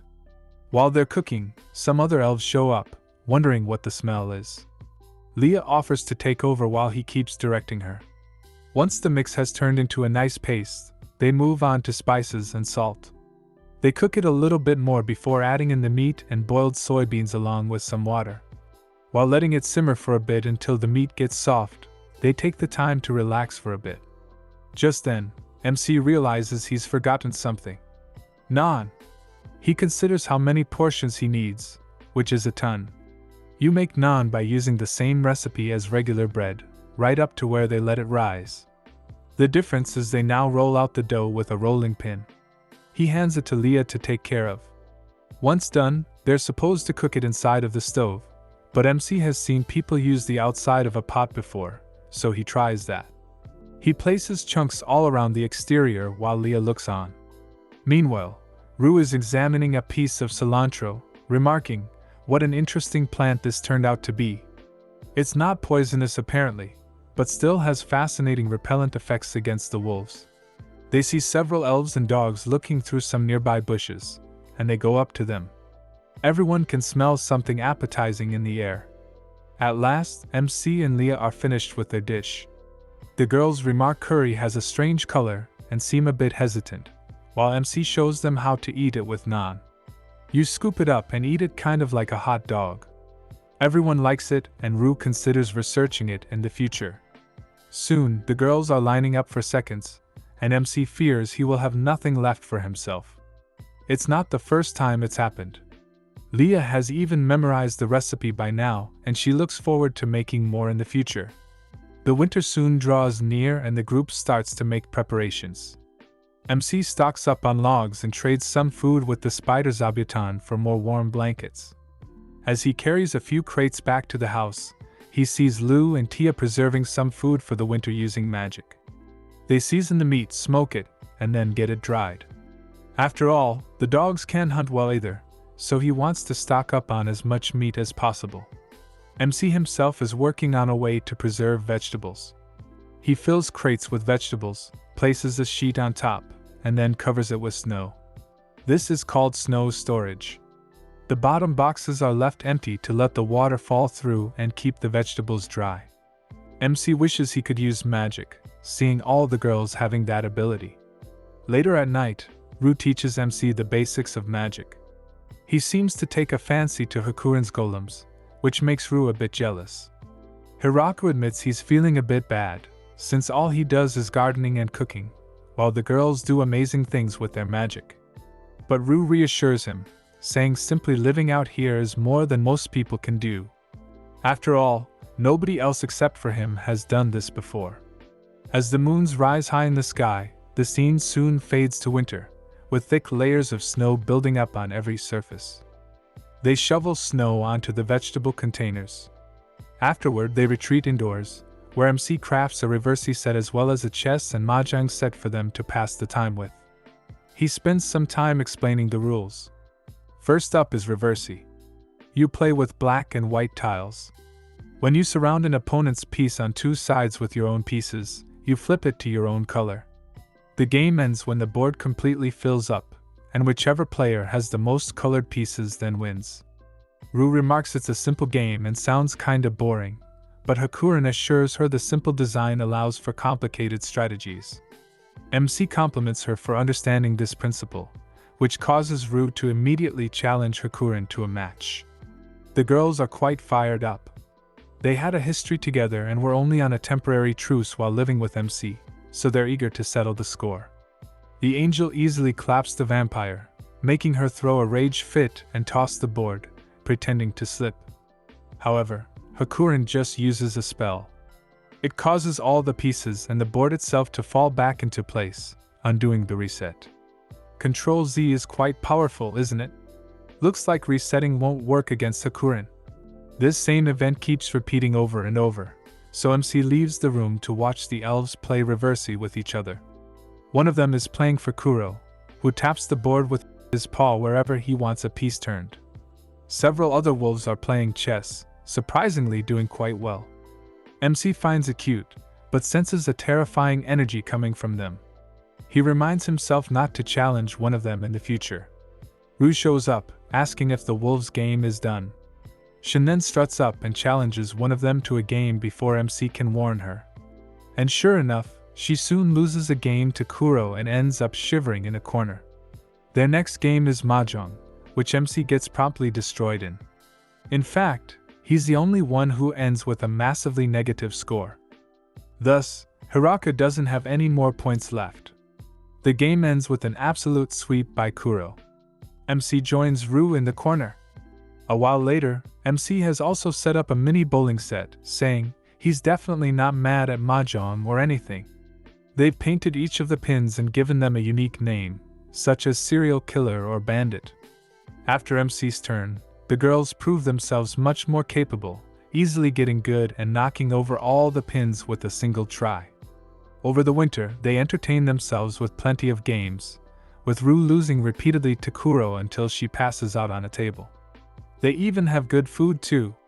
Soon enough, the snow melts and spring has come. MC steps outside, admiring the cozy weather. The girls join him, asking what he wants to do.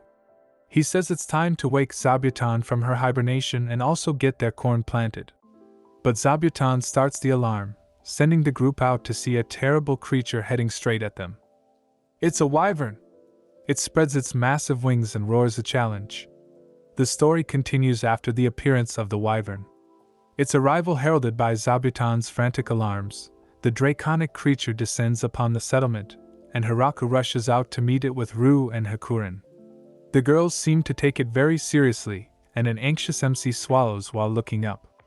Before their eyes, the wyvern spreads its wings and sends a blast of wind in the party's direction, roaring a defiant challenge. MC wonders if he should try and drive it away, or if he should just have the others stay low and hope it ignores them. But of course, his questions are soon answered for him as the dragon unleashes a fiery breath, intent on roasting them all into little bits of reptile food. Ru and Hakuren hold up their hands, casting a defensive spell to protect the settlement. A bubble forms around the entire area, but the blast still manages to break through.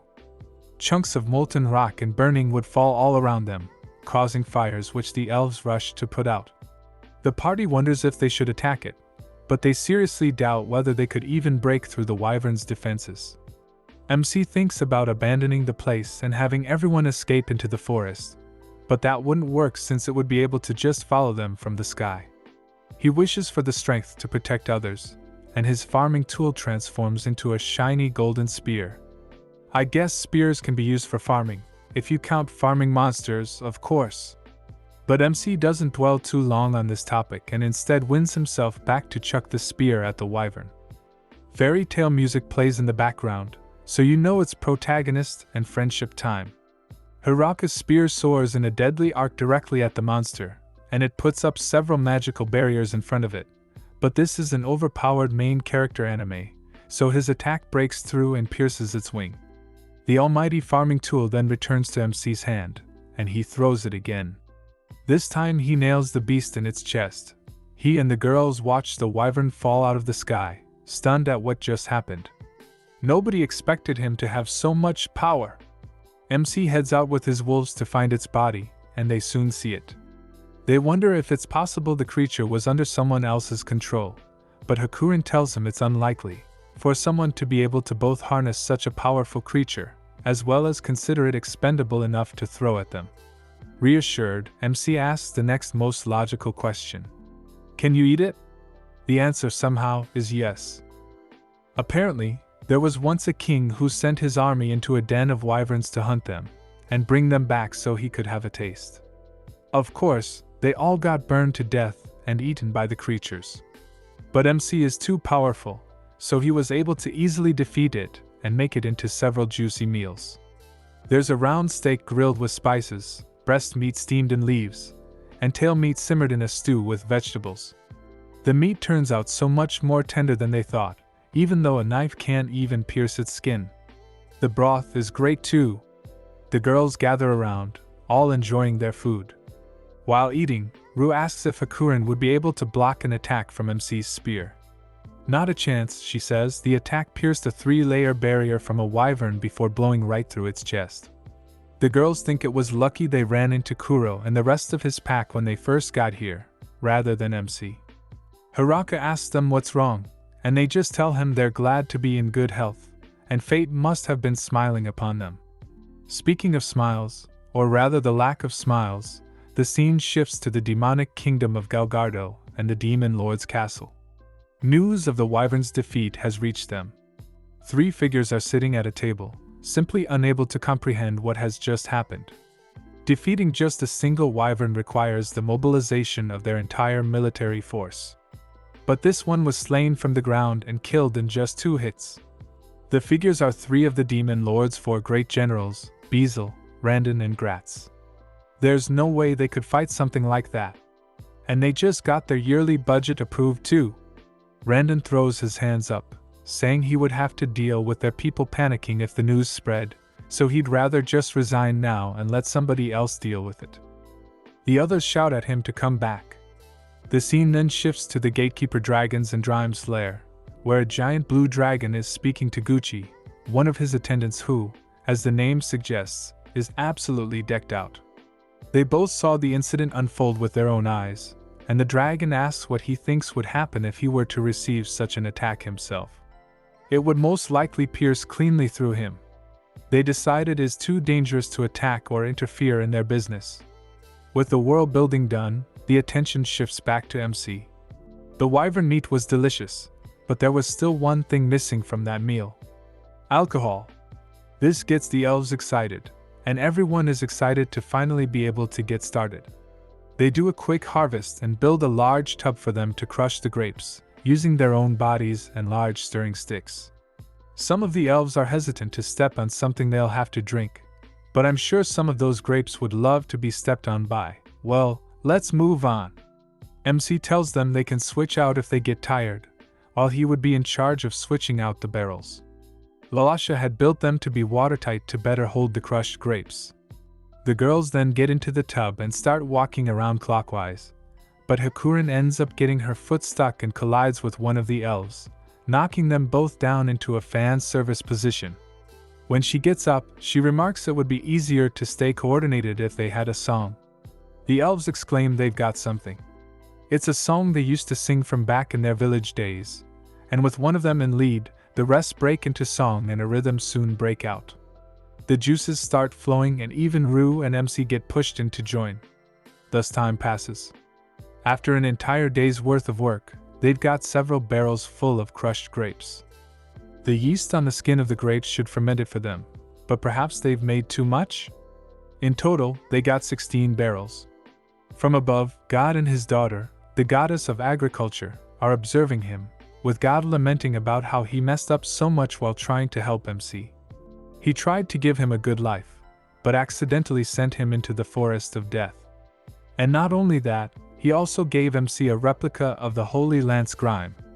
Although Hiraku is only using it as a farming tool right now, it's extremely dangerous since it could drain all of his life force and kill him instantly. God says it's fine since MC was given extremely powerful regeneration abilities. Infinitely suffering and healing? But that just sounds like torture. I mean, enhanced interrogation techniques. War crimes aside, the agriculture goddess then gets to the main problem. Why is the statue MC made of her an old man? God fidgets nervously while his daughter scolds him, telling him to sit there for another 300 years to repent for his mistakes. Down below, while Zabuton makes another piece of cloth, she notices something and signals for the group to be on alert. MC takes out his spear and goes to investigate, only to find a little pointy-eared girl bound in spiderwebs. It gives MC a sense of déjà vu and it turns out to be Flora, Rue's younger sister. Apparently, Flora was looking for Rue after she heard her sister was being chased by a certain evil angel. Hakuren makes a scary face and Flora is shocked to see her here. She quickly tries to cover up her mistake and get her sister to help, but Rue is not forthcoming. MC offers for Flora to stay with them for a bit.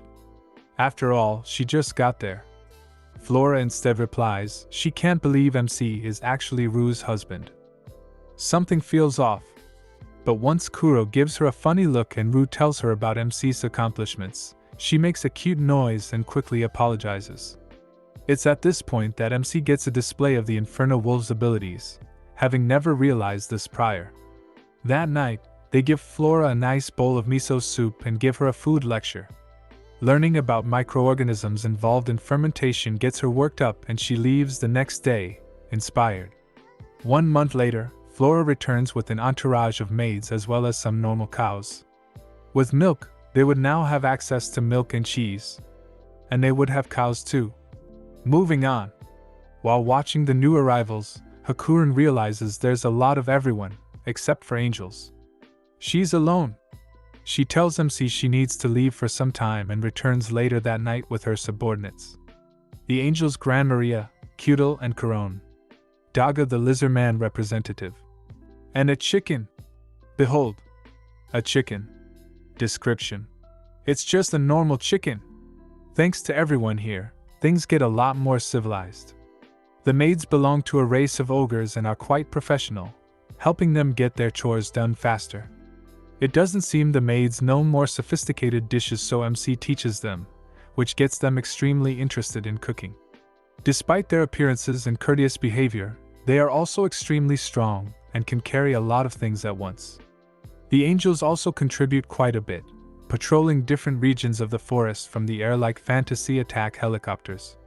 It turns out, after the wyvern attack, Hakuren thought it would be helpful to have some security around the area. Good idea! As for the lizardmen, they helped out by doing a lot of physical labor and helping out with construction. But since they looked really similar, MC had their leader Daga tie a red scarf around his arm. The most pressing issue, however, is there would now be a ton of people here. Just as he finishes calculating the population, just like my math professor, Ria shows up with more problems for him to do. The rest of the elves from their village have appeared, so MC goes to see them. Surprisingly, he catches on to the fact there aren't any male elves, and he asks Ria about this. She replies there weren't many male elves that survived the attacks, having a quiet moment of mourning before declaring, it's alright, since they'll just make more now. Not understanding, MC gives them a thumbs up and wishes them good luck. As they crowd around him, he decides not to ask them exactly what they mean. Back at the main hall, the representatives of all the races meet with MC to talk about a name for their farming settlement. At first, it was just his hut, But as more people showed up and settled around the area, it became an actual village. They consider a few ideas. Rue suggests naming it after MC. But like any normal non-narcissist, he thinks it would be weird to have a town named after him, and suggests they name it after the forest they're in, and MC asks her what the forest is called, only to be told it was called the Forest of Death. Naturally, this was a no-go since their village would be something like the Village of Death. As one might expect, it's not exactly an attractive name. As they start running out of ideas, Zabuton points toward the door and MC opens it. As he looks out, inspired by the towering great tree in the village center, he decides to call the place the Great Tree Village. They celebrate this occasion that night, with the crowd's cheers quickly turning into chants of mayor. Thus, in a suspiciously undisputed democratic election, MC becomes their leader. Late that night, MC confides in a drunken Hakurin, saying he thinks it's a dream since he's so happy, but she tells him it isn't. They're going to keep living together, enjoying their lives. After a night of partying, our MC gets up and continues with his daily routine. A warning sound from Zabuton alerts him. He is informed that a messenger from the demonic kingdom has arrived. Beazle introduces himself and asks to speak to whoever is in charge. MC realizes that this falls within the scope of his duties as mayor. He introduces himself as the mayor and Beazle eye him carefully. He then produces a gift, but this sudden motion alerts the other angels. Beazle calmly produces a gift that Rue sees and excitedly takes from MC. Beazle delivers a message from the demon lord inquiring about their presence in the forest. MC recalls Rue mentioning something about the forest where they reside as being part of the demon lord's domain. This gets MC thinking about what might the purpose of the demon lord be. Is he asking for taxes? Or are they going to be evicted? So typical, becoming a mayor has made MC a politician, and now has to speak his mind without fearing the loss of votes. MC thinks of asking Rue and Lia, but Rue just winks at him. He thinks this is a sign of confidence of him as a mayor, so he decides to take matters into his own hands. If the demon lord accepts us living in this land, we will give him part of our harvest. This surprises Beazle. MC feels it is right to show that he has no intention of rebelling against the demon lord. As for the rate, MC promises 10%. Beazle's eyes widen, and this makes MC think he had given him such a low offer. Beazle asks if these are the terms he is okay with. MC hesitantly says yes and asks them to pick up the harvest every year before the winter. Beazle agrees to the term and promises to proceed according to MC's instructions. MC is surprised at how fast the negotiations were settled. They go inside the house and draw up a contract, well, in this case a treaty. MC clarifies that the tax would only cover their harvest and not anything they produce through livestock like their milk, eggs, honey, and alcohol. If the demon lord wanted their other products, they would have to enter into another trade agreement. Wow, just a few months on the job and our mayor is revealing top-notch diplomatic skills. Never thought those were included in the farming skills. As Beazle leaves, MC thinks he has been too aggressive with the negotiations. Alone with his girls, MC asks how he did as mayor. Rue congratulates him for negotiating to have their village under the demon lord's protection.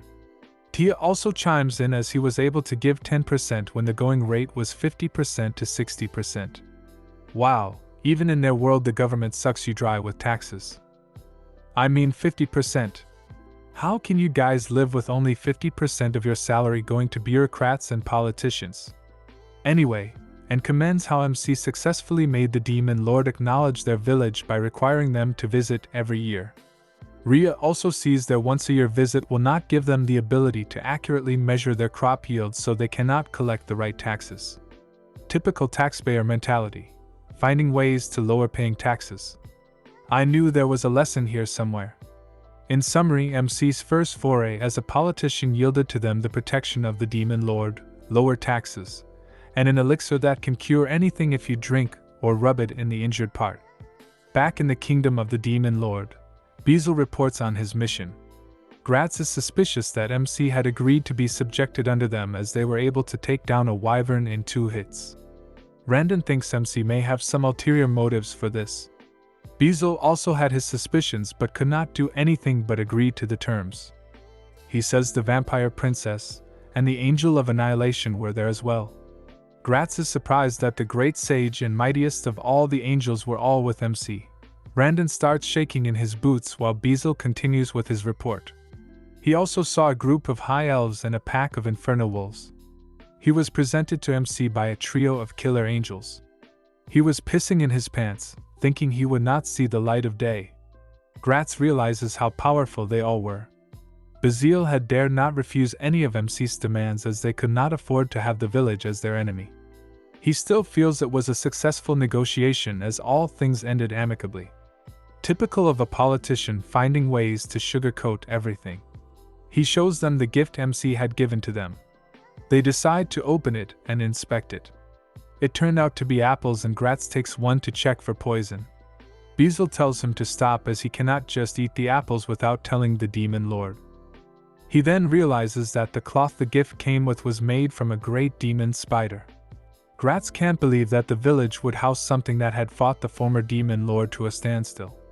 Brandon stands and says he is resigning, again. I wish that were true of all politicians. The next day, the leader of the dragons, Drime, comes to visit and brings a gift of a fancy-looking sword with a scabbard. MC feels the gift may be a little extravagant and violent but accepts it, nonetheless. Drime's servant explains that since they are technically neighbors, they decided to greet them and introduce themselves. Witnessing a wyvern's death in 2 hits does that to kingdoms. MC invites them into their house, so Drime transforms into a smaller form. He reintroduces himself, and MC observes Drime seems to have memorized his lines. After a few rounds of drinks, Drime gets drunk and wants to start living there. His servant reminds him of his kingly duties, but he does not seem to care. Drime reluctantly leaves, bringing home some of the apples MC had given them. Having guests 2 days in a row makes MC start to think of a better place to welcome them. The next day, MC shares his plan to build a small guest house for visitors. At first, he thinks they should just build a small house that can accommodate 4 people. But the elves point out people coming to their village come far off and have to travel through mountains and the forest. Their first 2 visits were from nobility, but they will also need to take into consideration people traveling in large groups. They settle on building a house that could fit 30. They all got to work. MC decides to spruce up their diplomatic entourage. Gran Maria and the other angels would be in charge of defending their perimeter. Their way of bringing uninvited guests may not bring the best experience. The warning that Zabuton makes everyone grab a weapon and attack visitors is not exactly a welcoming sight. MC makes Zabuton use a bell made by the elves to signal the arrival of visitors. He tries to form a small receiving party for guests, but his idea was rejected as enemies might disguise themselves as visitors. So, the welcoming party grew to include lizard men and high elves. I mean, nothing spells welcome more than a bunch of mythical creatures and warriors, right? Flora became in charge of keeping tabs on their guests who stay overnight. This is where MC learns Flora and Rue could go for days without sleeping. After they made these changes, Garf and some beastmen came to the village to establish trade. Graf explains they come from a village in the East Mountains called the Howling Village. Rue steps up and greets them. She asks if the entire group were present so they could rest in their newly built guest house. When Garf says they are complete, Rue changes her demeanor and declares they will just treat the other beastmen as enemies. 2 beastmen give a shout as the infernal wolves push them out of hiding. Garf guilty apologizes and explains that the stragglers were part of his group. Rue gently explains they should always make sure everyone was together before entering the village, and they should behave while they are there. Wow, this is like a veiled threat from a seasoned politician. They bring the beastmen to the guest house and are greeted by Anne and the maids. The beastmen of course excitedly ogle the maids in their outfits and their bulging melons. Boys will be boys, I guess. But then, things take a strange turn when Rue and Tia lock the door outside. MC objects to their actions. It turns out local custom dictates that visitors bring a gift when they go to the village first time, like the messenger and the dragon. Doubtful, MC inquires if they are not friendly enough. Tia responds that since they did not follow the usual customs, they would not be treated as visitors. So, there you have it. To make good impressions and get the normal visitor treatment, make sure to bring some gifts whenever you go meet new people. Otherwise, you may get locked in. Rue and Tia also post guards outside the door for extra measure. MC asks why the angel trio did not capture the two supposed stragglers. Apparently, they were not perceived as a threat, but Pia promises to punish them for this. MC asks her to go easy on them and she agrees to let them off with a warning. I thought this story was about to turn into some form of dictatorship. Fortunately, MC has a cool enough head to keep things more or less democratic. The next day, and prepares their guests' meal, which to MC was not at par with the food they served Drime. She admits they are below standard as they had brought nothing. Again, please be reminded to bring gifts when you meet someone for the first time. During the meal, MC was a bit ashamed for giving the beast men a meager meal. Tia and Rue remind him they are trying to find out the reasons they are there. It was MC who had insisted on serving them wine, actually their word was forced. MC had made the maid serve a maximum of 2 cups of wine per person as he wanted to show kindness despite not knowing what they wanted with the village. Well, our MC has a plan in place at least. He approaches Garf and asks what kind of place Howling Village is. He explains it was 500 years old, but stories say it was 1,000 years. But you know how stories eventually become tall tales. Most of their population are beast men and they are a collection of about 100 settlements. The wine had worked and loosened the tongues of the beast men. Howling Village was mainly a hunting and mining town. They survived through establishing trade relations with a human village across the mountains. But due to some trouble with that village, trade became unstable and unreliable. They had heard of the village from one of the demon lord's people and decided to try establishing trade with them. Tia uses her charm to ask why there were 2 stragglers that did not enter the village with them. A beast man, clearly drunk, admits they had to take precautions as it was their first time dealing with them. The 2 were assigned to go back and inform their village in case something happened to the main group. The next day, they start their trade negotiations. Without currency, they decide to use the age-old barter system. But MC gets the idea to use some form of currency in the future. They invite MC to go to their village to trade directly there as they had difficulty getting to the Great Tree Village. MC points out that they too will have the same problem, but thinks he can convince Kuro and the dogs to pull their good through the forest. Beastmen offer them products made from the ore they mined, and MC gladly takes all they had to offer. In return, MC promises to bring them foodstuff. As Garf leaves, he apologizes for not knowing the local custom of bringing gifts but promises to bring a gift from their humble village. MC gladly accepts their promise but reminds them it's not the value of the gift but the thought that counts. I wonder if that really works in today's society. After Garf leaves, they make arrangements to bring their foodstuff. Drime happily volunteers to carry them on his back in exchange for a barrel of wine. Drime had been a constant visitor, bringing expensive gifts and getting drunk every time he visits. But he receives no complaints, as everybody seems to love his gifts. Drime brings everyone to Howling Village, who were surprised by the arrival of a dragon. After a few days, they return and brought the good news of their success.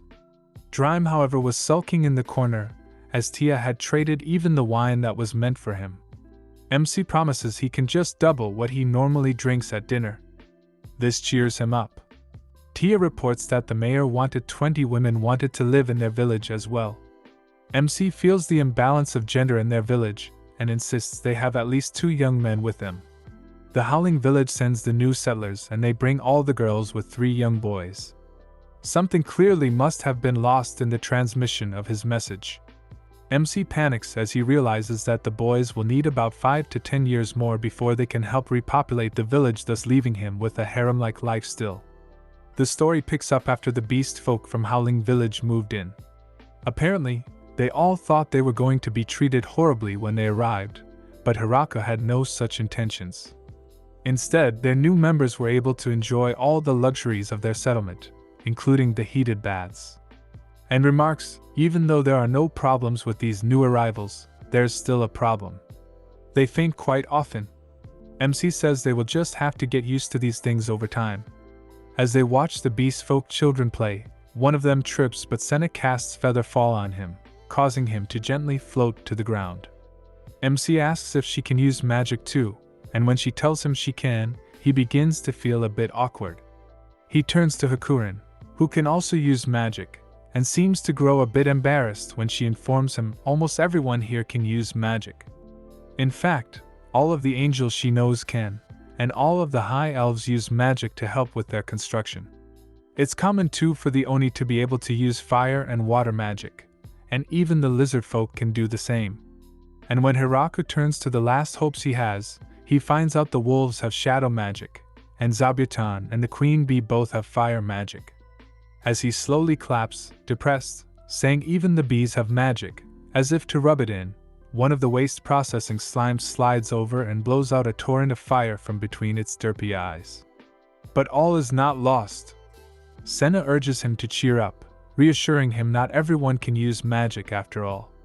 For example, the children she brought from the Howling Village. But as they tug at him, asking him to practice with them, he says he has a feeling even they will surpass him soon. Hiraku resolves to just focus on what he can do. Farming. Unfortunately, trouble has its way of finding him, and there's a massive tremor as the ground starts to shake. MC looks around as he wonders if there was an earthquake, or something. Answers arrive in the form of one of the angels, Grand Maria, who flies over with a report. A grappler bear and a bloody viper are fighting in the northern area of the forest. He's surprised only 2 creatures can cause such a disturbance, and the angel asks nervously, "What should we do?" It would be dangerous to get involved without a plan, but the village might be in danger if we do nothing. MC thinks for a moment before asking her about more details so he can make an evacuation plan for the village. Just kidding. This is an overpowered MC anime, so he instead asks her how these creatures would taste. The angel flies Hiraku over and they spot the 2 giant monsters fighting. Maria says they should go back for help, but as the monsters look up at them, MC tells her to drop him off really quickly. And sure enough, one punch later, both creatures are as dead as my dreams of being an astronaut dinosaur keeper. Kuro and the angels watch, stunned by MC's power, as the lizard folk arrive. They drag the beasts back to the village, while MC remarks it's his biggest catch yet. MC cuts the bear into bits and prepares a sort of stew, adding various spices, herbs and wine to make wine-braised grappler bear, a delicious yet incredibly gamey dish. Hiraku tries frying the bloody viper, treating it essentially as if it were chicken meat. This one turns out much better, almost like fried chicken or a chicken breast. But MC realizes something's missing. Sauce? He resolves to go see Flora at her lab. He asks if she has something antibacterial that can kill microorganisms, something that can prevent stomach illnesses or stomachaches. She hands him a red vial, saying 1 dose is enough to blast something to the other side of the mountains. That sounds like the opposite of stomach medicine to me. Isn't that just diarrhea? This isn't what he wants, so MC clarifies by asking if she has anything more peaceful, so she gives him a blue vial which is usable with food. Hiraku then checks on the progress for making miso, but she tells him it's not going very well. She did what she told him but it never seemed to ferment, so she added some chemicals to it that ended up causing her hut to explode. And 3 times, no less. MC urges her to try again and provides her with some helpful advice. Next time, try not to use any explosives. The next day, they begin work on some sort of sauce to go with the fried viper. First, they beat 3 eggs in a bowl before adding salt and apple vinegar. They mix it slowly while pouring in oil, which gives them mayonnaise. Next, they give the miso another try. First, they start by simmering the soybeans they previously soaked in water. Second, they grind them and Hiraku gets them to mold using his almighty farming tool. And third, they mix the koji with salt and form them into balls which they pack into barrels and place in the cellar to age for several months. It'll take a long time, but this will make the flavors much better. Rue drops by and tells them they have visitors, so they go to their meeting hall. These newcomers are a group of elder dwarves led by a man named Donovan. Like your typical dwarves, they have come here after hearing rumors of high-quality wine from MC's village. Although Hiraku is happy to share some of their wine for free, the girls are much less inclined and state their wine comes at a cost. Amused but not discouraged, the dwarves explain they are poor but can offer technology, since they've gained quite some experience after having spent their lives studying the production of alcohol. This tempts the girls, and the dwarves proceed with a demonstration, using their knowledge of distillation to make corn whiskey. MC tries some and his face immediately turns beet red. He's surprised by how strong it is. Donovan calls him a lightweight, but with this settled, the dwarves soon become the town's brewers. That night, the group throws a welcome party for the beast folk and dwarves. They indulge in more alcohol than you'll find at a college rave. On second thought, maybe not. MC realizes something important though while watching everyone enjoy themselves. There's finally more adult men in the village. He shares a drink with Donovan and asks the dwarf if there are any girls in the room he thinks are pretty. But of course, this is a harem isekai, so the dwarf says none of the girls are to his liking since he likes girls who have nice beards. Respect. It's apparent there's a cultural difference in their beauty standards. The next day, a dragon flies straight for the village, causing MC to immediately spring to his feet and activate his farming tools weapon mode. But before he can attack, the dragon gets tackled by Doraemon. As they're fighting, another dragon appears and MC chucks his spear at it, sensing the situation has gotten quite a bit out of hand. His spear misses, but before he can attack again, Gucci springs out and grabs him, saying there's a misunderstanding. The three dragons later assume their human forms and introduce themselves. They are Doraemon's wife Graf Phelan and daughter Lastisman. MC asks why they're here and the king of dragons sheepishly explains. You see, Doraemon snuck out at night so much his daughter thought he was cheating on his wife, especially since he'd take stuff from their hoard, and be gone at night and back in the morning. But that was because MC got worried a drunk Doraemon wouldn't be in any shape to go home, so he built him a house at their village where the Dragon King often stayed to sleep it off. Doraemon tries to justify his nightly excursions as sophisticated socioeconomic politics, but his family still doesn't believe him until he argues he wouldn't have the courage to cheat on his wife anyways, which they accept. The King of Dragons, everyone, please clap. MC interjects, apologizing for attacking them earlier, but the dragons apologize instead. Graf Phelan offers a rather passive-aggressive comment. She asks him to forgive her for attacking the man who was about to attack her daughter, but the situation resolves itself rather quickly. As Hiraku leaves, the dragons discuss their relations with MC's village. Despite acting strong, Graf Phelan admits she was only able to survive MC's spear because of her friend Zabutan, who pulled her out of the way with a web at the last moment. The dragons have finally found people who are more than a match for them. They assign Lattisman to stay with MC's village to build relations with them. They want to make sure Hiraku never ends up becoming enemies with them. Thus, MC's harem gains another member. Lasti's physical strength, however, turned out to be quite a problem. Even in her human form, she still has trouble interacting with fragile objects. Instead of picking tomatoes, she crushes them. Instead of washing plates, she shatters them. Instead of sneezing, she creates megamintir explosions that make the nearby lizardmen glare at her. As MC and Hakurin watch Lasti play with the kids, they discuss how the dragon's presence has made their animals so terrified that the cows and chickens have stopped producing milk and eggs. He didn't think of this earlier since Doraemon was basically a drunken joke, but the other dragon's presence really left its mark. Hakurin tells him dragons have not only great power but also great intellect, so MC decides to leave Lasti in charge of dealing with diplomacy and handling outside visitors. When the demon general comes to visit later, he's shocked and terrified to find one of the great dragons waiting.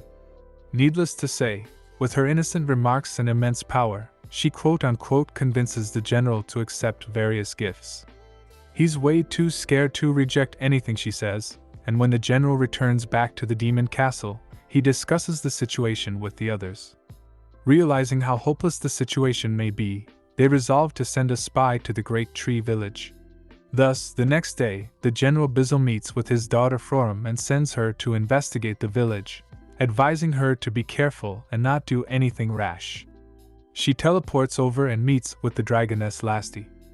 First impressions can be quite powerful, and she's unable to believe she's already encountered someone so powerful despite barely setting foot inside the village. Indeed, Frorum doesn't understand why one of the great dragons is guiding her around a perfectly normal vineyard, bragging about the village's produce.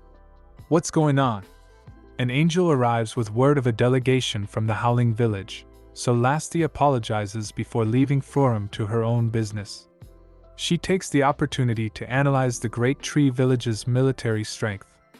Lizardmen, beast folk, oni, and dwarves.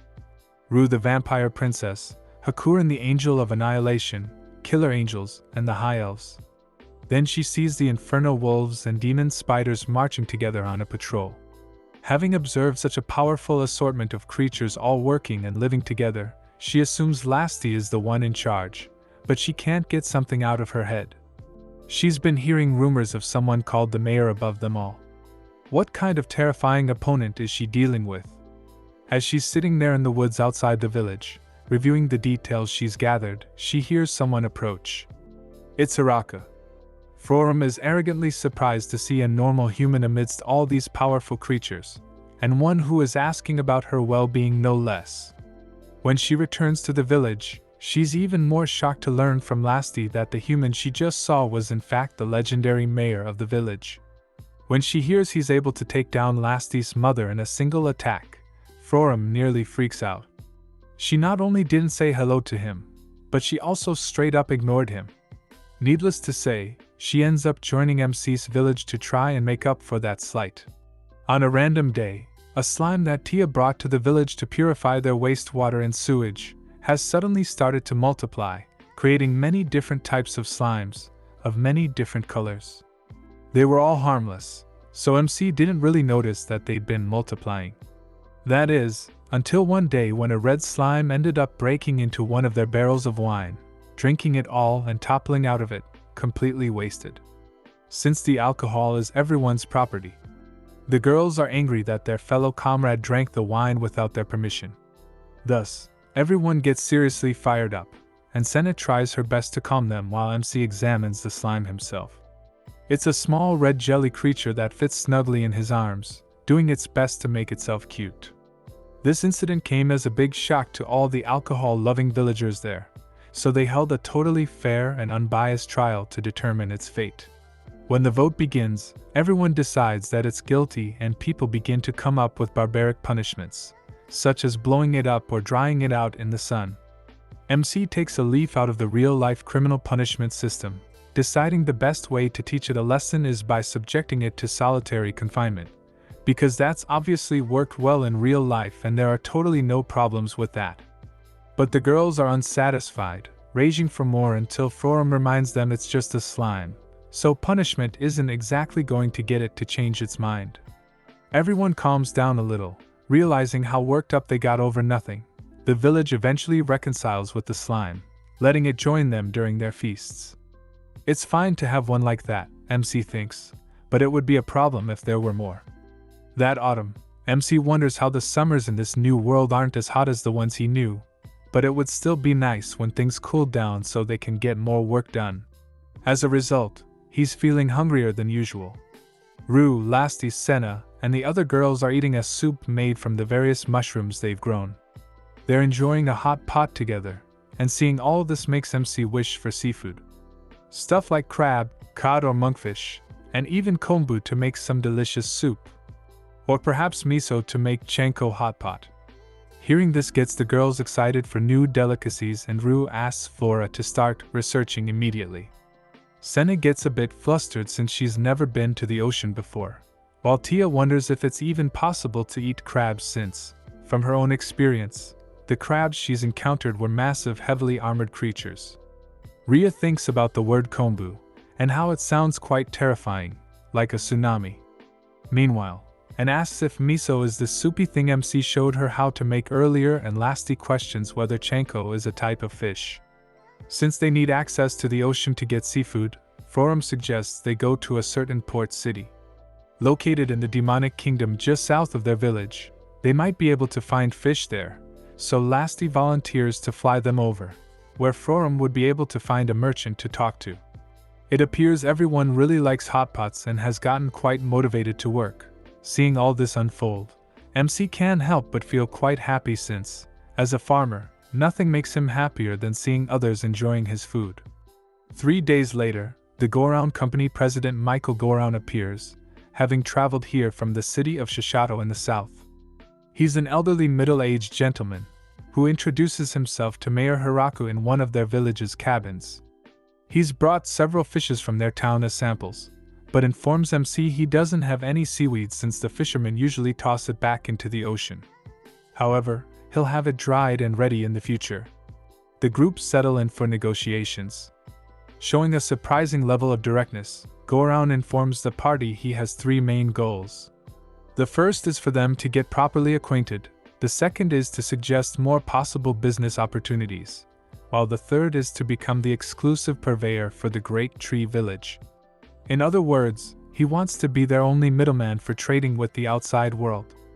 Go-Round says the crops they have are quite enticing, and that he would be able to get them several times their normal value via trading. Rue mentions there are tons of other merchants who would be delighted to be able to trade with them, and he counters by saying his company is already well established in the trade of many goods. The group works out their arrangement off-screen, since apparently nobody except me is interested in the complicated socio-economic situations found in a relaxing harem isekai. When Go-Round prepares to leave for the day, he mentions the alcohol production of their town, which gets him lampooned by the various parties present. After all, wine is their second god, right after MC himself. As the merchant is flown off by Lasty, when they get far enough from the village, his calm and professional demeanor breaks down as he freaks out. We now flash back to 3 days earlier at Shishato City. At their headquarters, one of Go-Round's aides comes to him with reports of someone requesting a meeting with him. He's surprised since the rules normally dictate that people are to schedule an appointment first. But after his aide informs him about the visitors having brought a lot of merchandise with him, his business senses start to tingle. He decides to meet with them. That's when he encounters Frorum, Lasty, and one of the lizardmen. The merchant remembers meeting Frorum at one of her previous birthday parties, and is relieved to not have sent her away since her family is powerful enough such a mistake would have been fatal. Frorum then introduces Lasty, much to his horror. She's known as a crazy dragon, the daughter of one of the most powerful families in the Dragon Kingdom. He realizes the risks of trading with them might not be worth the risk, yet not wanting to get on their bad side, feigns interest in what they have to say. He goes to see what they want, and they show him some of the merchandise they've brought. As the lizardmen stare him down, he inspects the goods and is pleasantly surprised to realize they're apples. Specifically, the extremely popular and expensive ones trickling in through the forest of death. The rewards start racking up in his mind, and he reasons it might be worth the risks working with them after all. He asks if the goods they were seeking were from the ocean, which is correct. Since he controls the port, he begins to try and get on their good side to ensure this opportunity doesn't slip past. Go-Round gets one of his aides to prepare a batch of sample products, and declares he'll go with them on their first shipment. He's soon horrified to learn he'll be going to the forest of death with them, and riding on the crazy dragon Lasty no less. That's how he ended up on Lasty's back, visiting the various denizens orbiting around MC. To his credit, he somehow manages not to pass out from encountering all these powerful individuals, and managed to do so with a smile on his face. But as they fly back to Shishato, he says his old man's body can't take it anymore. But that's how the Great Tree Village got their hands on real seafood, and established economic connections with the outside world.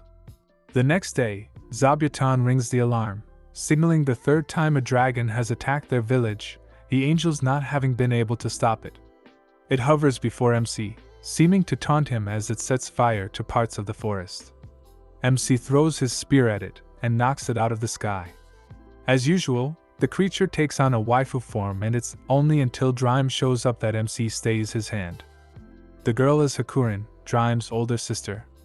She's here because Drime claimed he was going to marry Lasty off to MC, which turns out to be because he was drunk.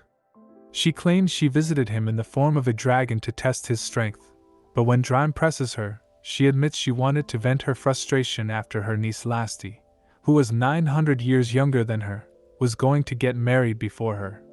This annoys Hiraku, and he grabs her by the forehead, telling her not to cause trouble for other people just for such a selfish reason.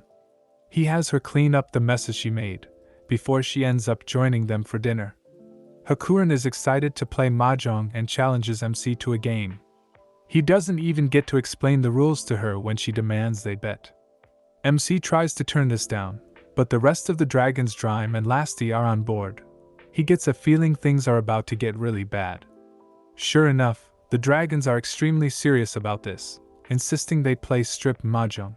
Even though Hakuren doesn't know the rules, MC gets clapped so badly he ends up on his last bits of clothing, with the girls chanting for him to take his pants off. For the first time, they get to see his other carrot. The night erupts with their happy cheers. Back at the Demon Lord's castle, Bizzle and the other commanders receive word of the dragons gathering at the Great Tree Village. They now have enough power to conquer an entire nation just by themselves. A worrying prospect indeed for the demons. Demon Lord Galgardo interrupts their conversation, and the ominous music begins to play as he unveils his plan to destroy the Great Tree Village. Just kidding, what anime do you think you're watching? Instead, he mentions how his daughter has been in a bad mood all day long, and asks them if they know whether it's just a phase or not. Ah yes, moody teenagers. Meanwhile, Hakuren has ended up as the village's teacher. Despite having a lot of knowledge and power, she was incredibly lazy. Whenever MC turned around, she was either complaining or doing nothing. She hopes for a day when she wouldn't have to do anything, and could just laze around. However, Hiraku sends her off to dig up and fill holes until she eventually gives up, which is why she now teaches reading, writing, and math. She tells the kids she wants them to study hard so, when they grow up, they can do everything for her. Not exactly the ideal motivation. With this sorted out, you'd think things couldn't get even more crazy. But MC doesn't get a chance to breathe, as more visitors show up the next day. A trio of Lamia, who visit MC with offerings of various treasures, seeking protection from the terrible monsters in the forest. As it turns out, apparently the infernal wolves were roaming the forest and found a dungeon to clear, driving out the inhabitants inside. Although they were proud of this, it goes without saying that those inhabitants were the Lamia in question. Having heard them out, MC decides to take them in, since it would be improper to send them off without help. They decide to trade some of the crystals the Lamia brought for a bunch of their food. But the Great Tree Village's produce apparently has high levels of aphrodisiac in them, since the Lamia are more than pleased with the trade. In fact, they say they'll do anything MC wants. Their excitement and eagerness for certain things, only rivaled by the High Elves, makes MC feel a bit awkward. Since they're willing to do anything, he pulls a Chad move and tells them to put on some clothes. Even though it's part of their culture, it's hard for him not to stare. As their neighbors, the Lamia soon started cooperating with them, often working as their couriers to ferry goods between the Great Tree Village and the surrounding nations, as well as just helping out around the village. Back at the demonic territory, plot finally begins to happen as three girls convince a shadowy figure that the Great Tree Village isn't actually so good after all, and is instead holding Florum hostage. The figure, Princess Yuri, resolves to destroy MC's village and supposedly free Florum. The day starts with some noble girls assuring Princess Yuri the village is gathering forces and is likely planning something foul. For example, they may be convincing Florum to stay there so they can use her as a hostage if they need to. They advise gathering troops in the Demon Kingdom immediately, and she agrees. "We must defeat that village and save Florum," she declares. Back in the Great Tree Village, Florum meanwhile is using her magic to levitate pages in the air, when she gets a visit from her father Bizzle Chrome. He teleports into a green magic circle and apologizes for bothering her while she's busy. She denies this, however, saying she's just been put in charge of the village's accounting. Florum asks why her father came to see her, and is told their princess is gathering troops to prepare for a military campaign. At this, her papers fall out of the air in surprise. "Our princess is doing that?" she asks, bewildered. After all, Princess Yuri never seemed like that type. Her father explains, while she was gone, some of Yuri's followers have taken the opportunity to fill her head with lies and half-truths. Rosalind, second daughter of the Gritch family. Clacase, fourth daughter of the Bugle family. And Roju, second daughter of the Mamonrose family. 3 girls who are known for being power-hungry simpletons. Florum asks her father where exactly they plan to attack. He hesitates for a bit, and with a bit of hopeless exasperation in his voice and sweat running down his back, reveals they're going to attack the Great Tree Village. Shocked, Florum questions what stupid food they're eating that's giving the girls such ridiculous ideas. After all, she's even provided reports of the members of the village.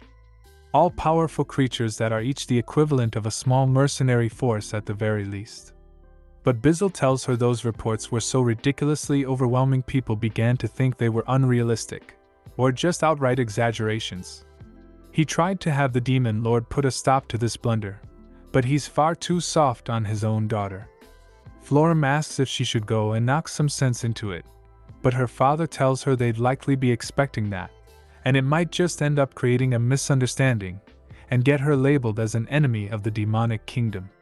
He says other than doing that, she should do anything to stop them from mobilizing. It'll be a horrible mistake. Florum naturally agrees and asks her father when exactly they'll be mobilizing. Tomorrow, he informs her, gravely. Tomorrow? She shouts, that's ridiculous. Bizzle nods and thinks for a moment, before suggesting they should ask someone from this village to rout their forces. The princess has only gathered a measly 300, and not even Spartans at that. If they rout those soldiers, they might be able to crush their fighting spirit right from the start. However, if they're careless about which villagers they share this information with, well, then things could get really out of hand. The demonic kingdom might even be annihilated. Which is, of course, a problem. In other words, they decide Florum has to show the warmongers the difference in military strength, without actually mobilizing the village's forces. The next day, the soldiers march out for war, but are easily stopped in their tracks by 3 figures. 3 Lamia, who can't believe they're going to get 10 boxes of apples just for throwing a few trees around. They wonder if they should be punishing these invaders a bit more. Before them, Rosalind, Clacase, and Roja tremble in fear, looking at the logs embedded in the ground, their own forces on their knees begging for their lives. And can you guess where these 3 girls end up? If you answered, joining MC's village, you've been paying attention. They pay him a visit, but are completely frozen and nearly unable to say a word. Florum explains they've had a complete change of heart, wishing to join their village. She says they're now ready to work themselves to death. Or rather, they're ready to work like their lives depend on it, she corrects, making the 3 girls' faces turn blue. MC observes this and says they're a bit too hopeless looking, like they've accepted their lives are over. Or something along those lines. Like college students realizing how much student debt they've got. Totally not relatable. Anyways, Florum assures him it's fine since they're her acquaintances, so, for the time being, she's going to have them work for her. If they do something bad, she says, MC can have them disposed of. That's, kind of scary, MC remarks. But now that that's out of the way, he says, who's the other girl over there sitting on a giant throne? The girl in question is of course Princess Yuri, who was apparently worried about Florum's living conditions here in the village. That's why she sent troops. Florum goes over to her, telling MC he shouldn't give her special treatment. She asks him to put her to work just like the others, letting her experience the same things as her. Of course, this is a bit difficult for him to imagine, given she's literally sitting on a random throne in the middle of his village.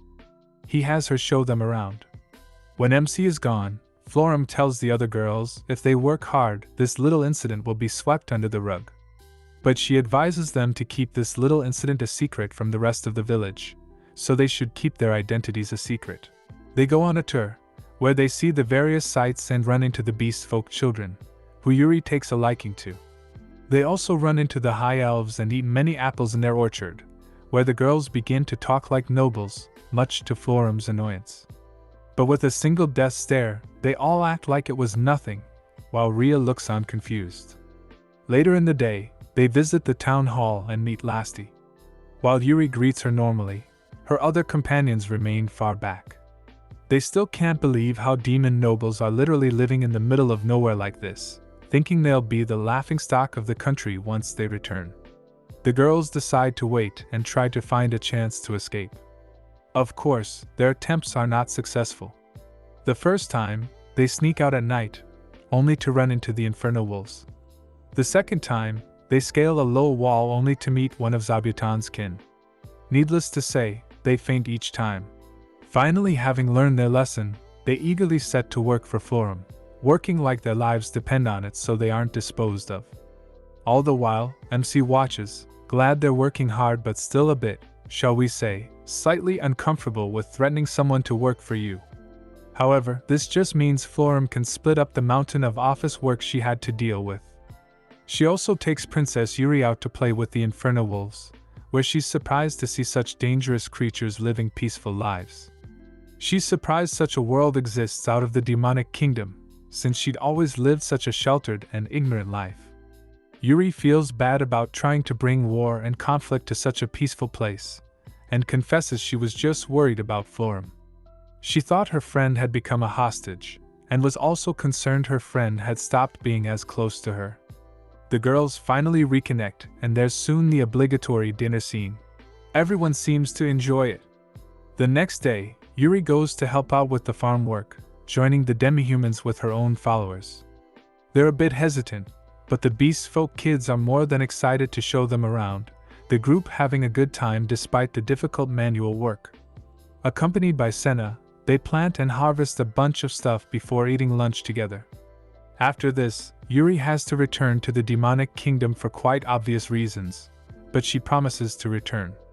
Senna hands her some bread they made, using the wheat they harvest together. The Beast Folk kids crowd around her too, all quite sad to see her go. When she asks if her followers want to return with her, it's shown they've gotten quite addicted to the delicious food around here, choosing to stay at the village instead. Bizzle and Yuri teleport out, while Florum watches everything happily. At the Demon Lord's castle, Lord Galgardo asks Bizzle about his daughter, wondering why Yuri has been acting quite differently ever since her return. It's like she's grown dignified all of a sudden, actually finding things to do. However, Galgardo is worried she's gotten even more distant from him and hasn't made time to even talk to him. Bizzle advises him not to worry, however, since it's natural for someone in her standing to eventually grow up, taking an interest in politics and diplomacy before long. Children grow into adults before you know it, he says. However, his words to Galgardo sound like something about losing your, shall we say, innocence, and he gets fired up. He wants to know who this man is. Bizzle tells him this attitude is going to make her hate him one day, suggesting they get ready for their next meeting so he can make a good impression on his daughter. At the village, much later, they're taking storage of their excess harvest, deciding to send the surplus to the Vario's Dragon Girl's parents. The legendary Dragon Emperor Doze and Hurricane Dragon Raymalin. MC and the Dragon Girls head out to their various destinations, dropping off their merch and even helping a few people along the way. When MC goes north with Akurin, they run into a group of dark elves who also want to move into the Great Tree Village. Led by Ya, they're referred to as mountain elves. They can all use fire and are meat eaters, much like the other high elves at the village. If you know what I mean. She, too, shares a sob story about their reasons and essentially guilt trips him into accepting them. He says they'll be happy to have them, much to the girls' excitement. Unfortunately, even though they're hunters, the prey around here is much too strong for them. When he consoles their leader, she joins to watch him make pottery. Of course, this happens to be the girls' specialty, so he sends them out to find and make clay cups and plates. The next day, the High Elves report they've found an entrance to a new dungeon in the north. They want his permission to survey it, and he tells them not to do anything too drastic.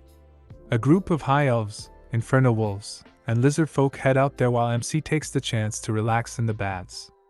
Of course, just like Good Luck, girls seem to follow him everywhere, and Florum and a few lizard men end up accosting the three demon girls, who are hoping to get a chance to get closer to MC. Florum tells them they're literally the lowest ranking members in the village hierarchy, advising them not to try anything like that in the future, or they'll be disposed of. Before long, the dungeon survey party returns. The group recommends they send an extermination party north, explaining a viper was seen there. The girls say they must defeat it, since its meat is incredibly delicious.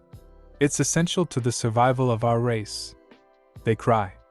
The mountain Elfia informs him, however, this is because the meat is said to improve husband-wife relations and bless you with children, since it fills your body with vitality. Upon saying that, she too joins the other high elves, blushing as she envisions her future with MC. Flabbergasted, he says they should talk it over with the other residents of the town. And thus, autumn fades away as winter approaches again. MC visits Rue, who has gotten ill recently. She assures them it'll be alright, and that she's just having a slight cold.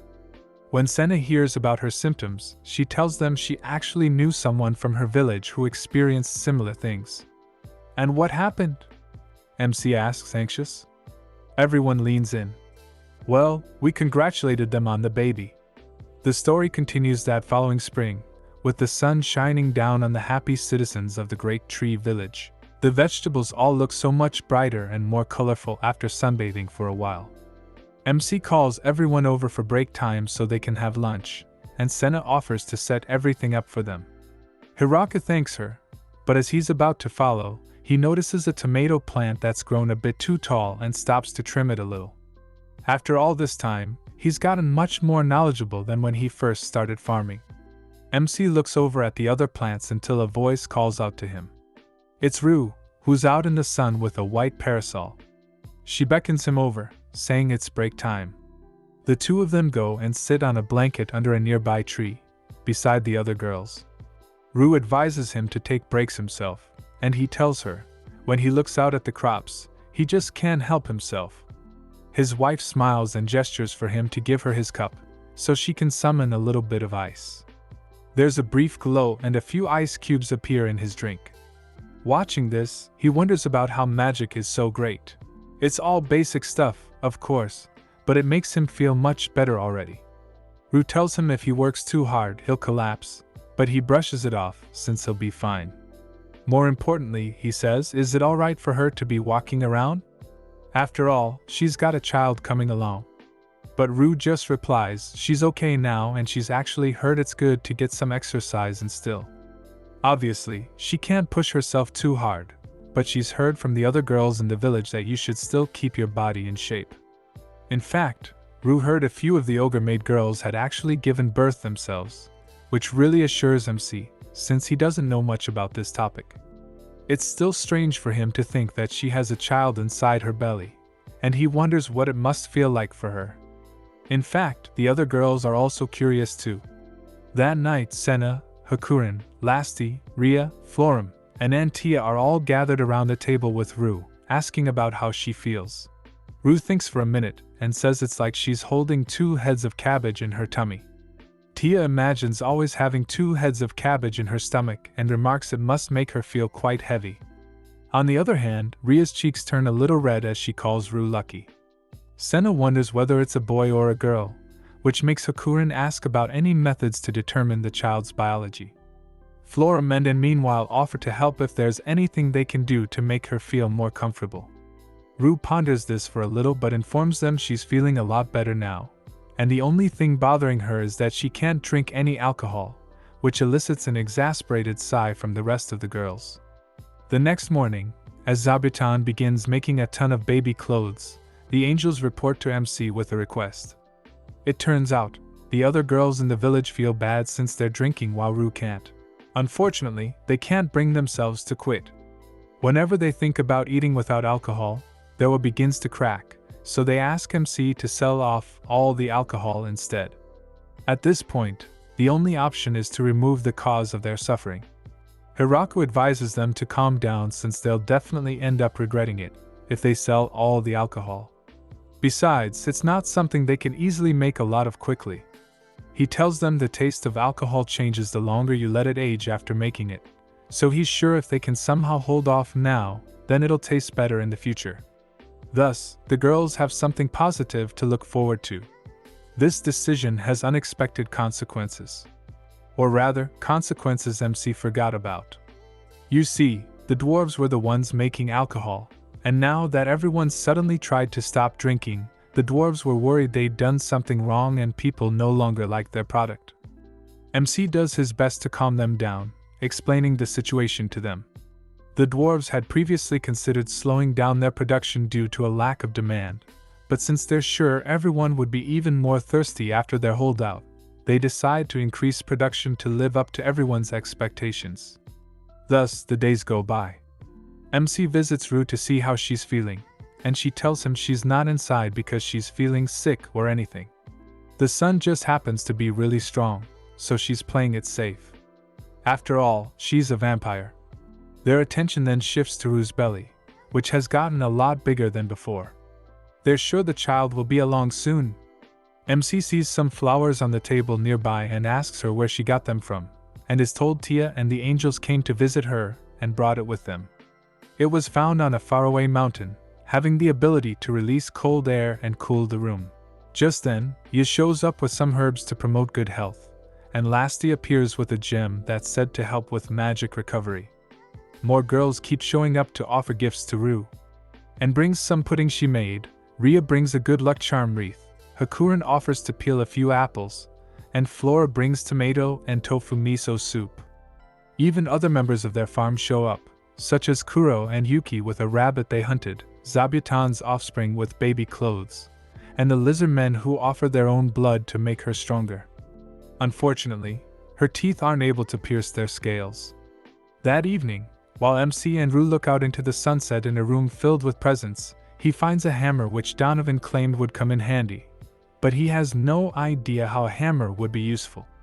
Just then, Rue grows quiet and places a hand on her belly.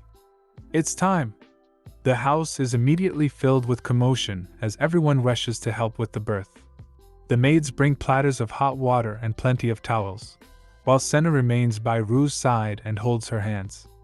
MC sits alone in a side room, illuminated by only a single candle, hoping for things to go alright. In such a situation, he can't help but feel a little panic, but there's nothing left for him to do to help out. That is, except for going outside and visiting the place where the two first met, beneath the great tree. On his first night here, he watched the two moons in the night sky from this very place. Back then, he was alone and wanted to live somewhere by himself, away from everyone else. But now, he has others. Time passes, as MC sits in a daze, reminiscing about his past. Before he realizes it, it's soon morning and he returns to the house. When he enters Rue's room, he's greeted by all of the girls, who've gathered there to celebrate the occasion. Everything went great, and Rue is holding a baby in her arms. She tells him to go and hold him, but he's freaking out a bit as the girls offer him as much advice as they can.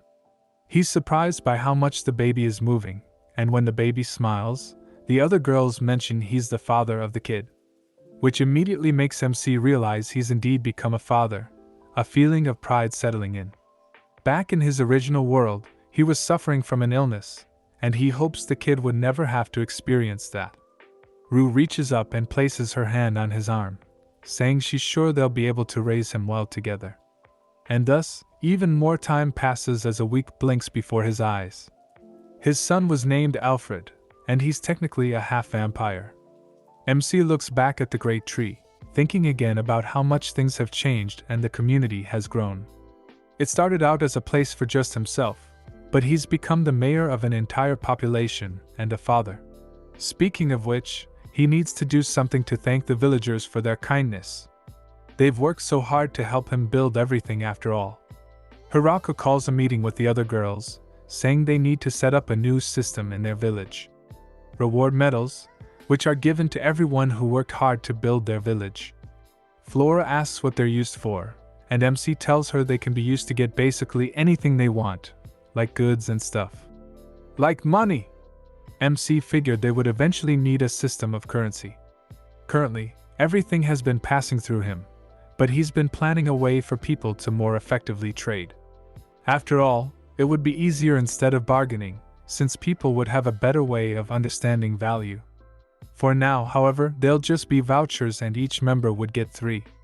Some traded them in immediately, while others decorated their rooms with them.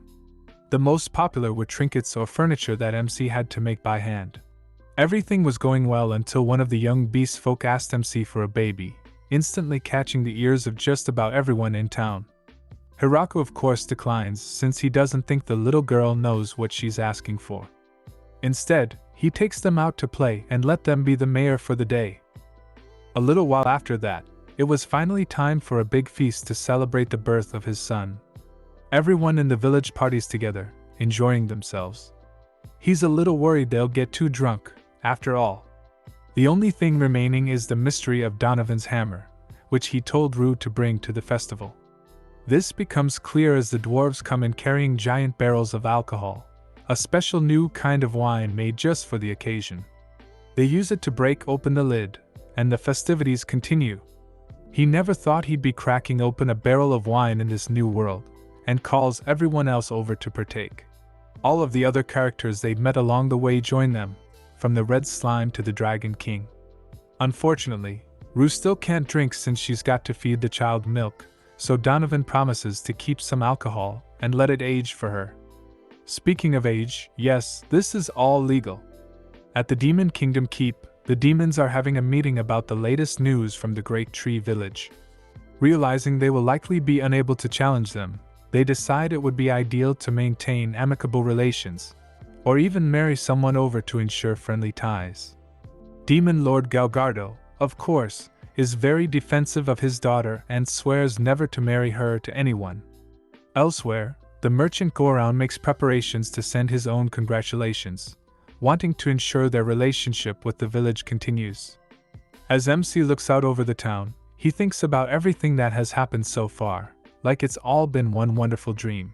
The scene from the opening of the first episode appears, telling us all of it has been real.